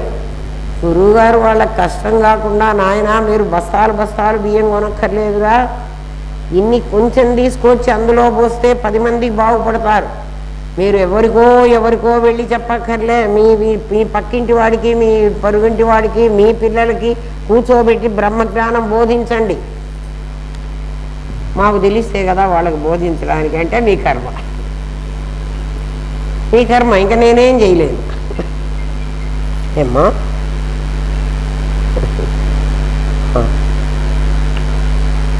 రాముడు శంభూకుని చంపడం, చెట్టు చాటు నుండి వాలిని వధించడం విమర్శించే నేటి ప్రజలు వలయాకారంగా ఉన్న తాటి చెట్లను ఒక్క బాణంతో ఎలా ఛేదించాడో తెలుసుకోరు. రాముడి గొప్పదనం అక్కడ తెలియదు. రాముడి గొప్పదనం చాలామందికి తెలియదు. 7 తాటి చెట్లను నరకేయమన్నాడు ఒక బాణంతో. ఎవరు? సుగ్రీవుడు అడిగాడు, అయ్యా మా అన్నగారికి నాకు విరోధం ఉంది, నువ్వు నా తరఫున నా ఫ్రెండ్గా ఉంటానన్నావు, వాడిని చంపుతానన్నావు, మరి నువ్వు అంత సామర్థ్యం నీకు ఉందో లేదో నాకు తెలియదు, మాకు చిన్నప్పటి నుంచి ఒక 7 తాడి చెట్లు ఉన్నాయి మా ఊళ్ళో, ఆ 7 తాడి చెట్లు ఎట్లా ఉంటాయంటే గుండ్రగా ఉంటాయి. 7 తాడి చెట్లు మన కమ్మలు ఉంటాయి చూడండి రా, మధ్యలో ఒక రాయి, చుట్టూ 6 రాళ్ళు, మొత్తం 7 రాళ్ల కమ్మలు, గుర్తుపెట్టుకోండి. 7 రాళ్ల కమ్మలు ఎట్లా ఉంటాయో ఆ 7 తాడి చెట్లు అట్లా ఉంటాయి అన్నమాట. మధ్యలో ఒక తాడి చెట్టు, ఏదైనా బాణం రుజుమార్గంలో వెళుతుంది, 90 డిగ్రీల్లోనే బాణం వెళుతుంది, బాణం ఇట్లా తిరిగి వెళ్ళదు. జగన్ గారిని కొట్టడానికి రాయి వాడు విసిరితే ఆ రాయి ఆయన కంటికి తగిలి మళ్ళీ అక్కడి నుంచి కిందికి వెళ్ళి ఆ పక్క ఇంకొక వాడి కాలికి వెళ్ళి తగిలి అది మళ్ళీ అక్కడి నుంచి బౌన్స్ అయింది. వామో, రాముడి కాలంలో అలా కాలేదు. రాముడి కాలంలో బాణం, ఇప్పుడు కూడా బాణం అంతే అన్నారా, బాణం ఇక్కడి నుంచి వేస్తే చక్కగా వెళుతుంది. మనకు సినిమాలో ఎట్లా చూపిస్తాడంటే 7 తాడి చెట్లు ఒకదాని పక్కన ఒకటి ఉంటాయి, అది ఎవడైనా కొట్టగలడు. రాముడు ఎందుకు కొట్టాలి? ఒక తాడి చెట్టును కొడితే ఆ బాణం లైన్లో వెళుతుంది కాబట్టి 7 తాడి చెట్లను కూల్చగలదు. ఎవరికన్నా అనుమానం వచ్చిందా రాముడు 7 తాడి చెట్లను కూల్చాడంటే? ఎవరైనా కూలుస్తారు కదా, రాముడే కూల్చాల్సిన పనే ఉంది. కానీ ఆ 7 తాడి చెట్లు గుండ్రగా ఉన్నాయి. గుండ్రగా కూడా కాదు, గుండ్రగా ఉన్న తాడి చెట్లకి మన 7 రాళ్ళ కమ్మలు గుర్తుపెట్టుకోండి. ఏ బాణంతో ఎటువైపు నుంచి కొట్టినా 3 తెగుతాయి. మీరు ఎటు నుంచన్నా కొట్టండి, అంతేనా? 4 తెగుతాయా? తెగవు.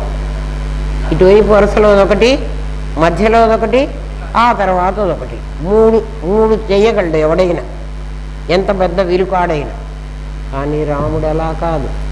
రాముడికి పరీక్ష అది. అట్లా ఉన్నవాణ్ణి నువ్వు గనక కొట్టగలిగితే వాళ్ళని నువ్వు చంపగలవని నాకు ధైర్యం. ఎందుకు అట్లా కొట్టాల్సి వచ్చింది అంటే అది చెప్తున్నాడు వీడు సుగ్రీవుడు చెప్తాడు రాముడికి కథ. మేము చాలా చిన్నపిల్లలప్పుడు తాటి పండ్లను ఉంటాయి, తాటి పండ్లు అన్నీ, తాటి ముంజలు అంటారు చూడండి, వాటి ఇంతంత ఉంటాయి, తాటి పండ్లు అంటారు వాటిని. ఆ తాటి పండ్లు తెచ్చుకుని కుప్పగా పెట్టుకున్నాం మేము. ఎవరిద్దరు? అన్నదమ్ములు ఇద్దరు, వాలి సుగ్రీవుడు తాటి పండ్లు తెచ్చుకుని తిందామని కుప్పగా పెట్టుకున్నారు.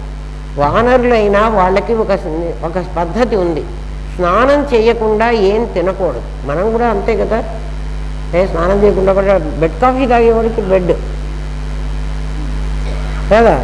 వంటంతా అయినాక ఒక తల్లి మహాతల్లి చెప్తోంది, తర్వాత స్నానం చేసి వస్తుంది ఆమె. ఎందుకంటే వంట చేస్తే ఒళ్ళంతా చెమట పడుతుంది, స్నానం చేయకుండా కూర వండుకోవద్దు. వీళ్ళు పాపం ఇద్దరు అన్నదమ్ములు చాలా బాల్యావస్థ, చాలా చిన్నపిల్లలుగా ఉండేవాళ్ళు. వెళ్ళి స్నానం చేసి వచ్చి మనం కూర్చొని ఈ పండ్లు తిందానరా అని అనుకుని వాళ్ళిద్దరూ స్నానానికి వెళతారు. ఈ పండ్లని అట్లా పళ్ళు కుప్పగా పెడితే ఎట్లా అవుతుంది, మధ్యలో ఒకటి చుట్టూ ఒకటి కాదు అట్లా పెట్టుకున్నారు. పళ్ళు ఇప్పుడు కూడా మనం పండ్లు పెడితే అట్లాగే ఉంటాయి, ఏ పండ్లు పెట్టినా. వీళ్ళు స్నానం చేసి వచ్చేటప్పటికి ఒక పాము దాని మీద చుట్టుకుని పడుకుంది. ఆ పండ్ల మీద ఒక పాము చుట్టుకుని పడుకుంది. వీళ్ళు వచ్చారు, అరే పాము పడుకుంది, మనం దాన్ని తినడం అనవసరం, వెళ్ళిపోదామని, మనం ఇంకేదైనా తిందాం, వాళ్ళకి ఉంది అడవిలో ఎన్నో ఉంటాయి, ఏదో తిందామని దీన్ని వదిలేసి వెళ్ళిపోయినారు. ఆ పాము అట్లా ఎంతకాలం పడుకుందో మనకు తెలియదు. ఒక్కొక్క పండు, తాటి పండులో నుంచి మొలకలు వచ్చినాయి. ఆ మొలకలు ఆ పాము శరీరాన్ని ఛేదించుకుని పైకి వచ్చేసినాయి. పాము చుట్టుకుంది, బాగా వినండి, మీకు తెలియదు అందుకని చెప్తున్నా. పాము చుట్టుకు పడుకుంది కదా, పండ్ల మీద పాము ఉంది, పండ్లలోంచి మొలక వచ్చింది. ఆ మొలక ఎలా వచ్చింది అంటే ఈ పాము శరీరాన్ని ఛేదించుకుని పైకి వచ్చింది. పాము అలాగే ఉండిపోయింది. దాన్ని ఛేదించుకుని పైకి వచ్చినా కూడా ఆ పాము మాత్రం అట్లాగే ఉంది. కాబట్టి 7 తాడి చెట్లు అట్లా బతికినాయి, పెద్దవైనాయి. ఈ సంగతి రాముడికి తెలుసు. అందుకని రాముడు ఏం చేశాడంటే ఆ 7 తాడి చెట్లను కొట్టాలి కదా, ఇప్పుడు ఒక బాణంతో కొట్టాలి. ఆ పాము ఇట్లా చుట్టుకుని దాని తోక ఇక్కడ ఉంది, పాము తోక. రాముడు ఇంత దూరం నుంచి బాణం వేయాలి. రాముడి పక్క లక్ష్మణుడు ఉన్నాడు, పక్కనే ఉంటాడు కదా. లక్ష్మణుడు ఆదిశేషు అవతారం. రాముడు ఆ బాణానికి గురి చూస్తూ ఇట్లా పట్టుకుని బాణం గురి చూస్తున్నాడు. చూస్తూ కాలు వెనక్కి వేస్తూ లక్ష్మణుడి కాలు తొక్కాడు గట్టిగా. లక్ష్మణుడి కాలు తొక్కగానే అక్కడ పాముకి తోక తొక్కినట్లయింది.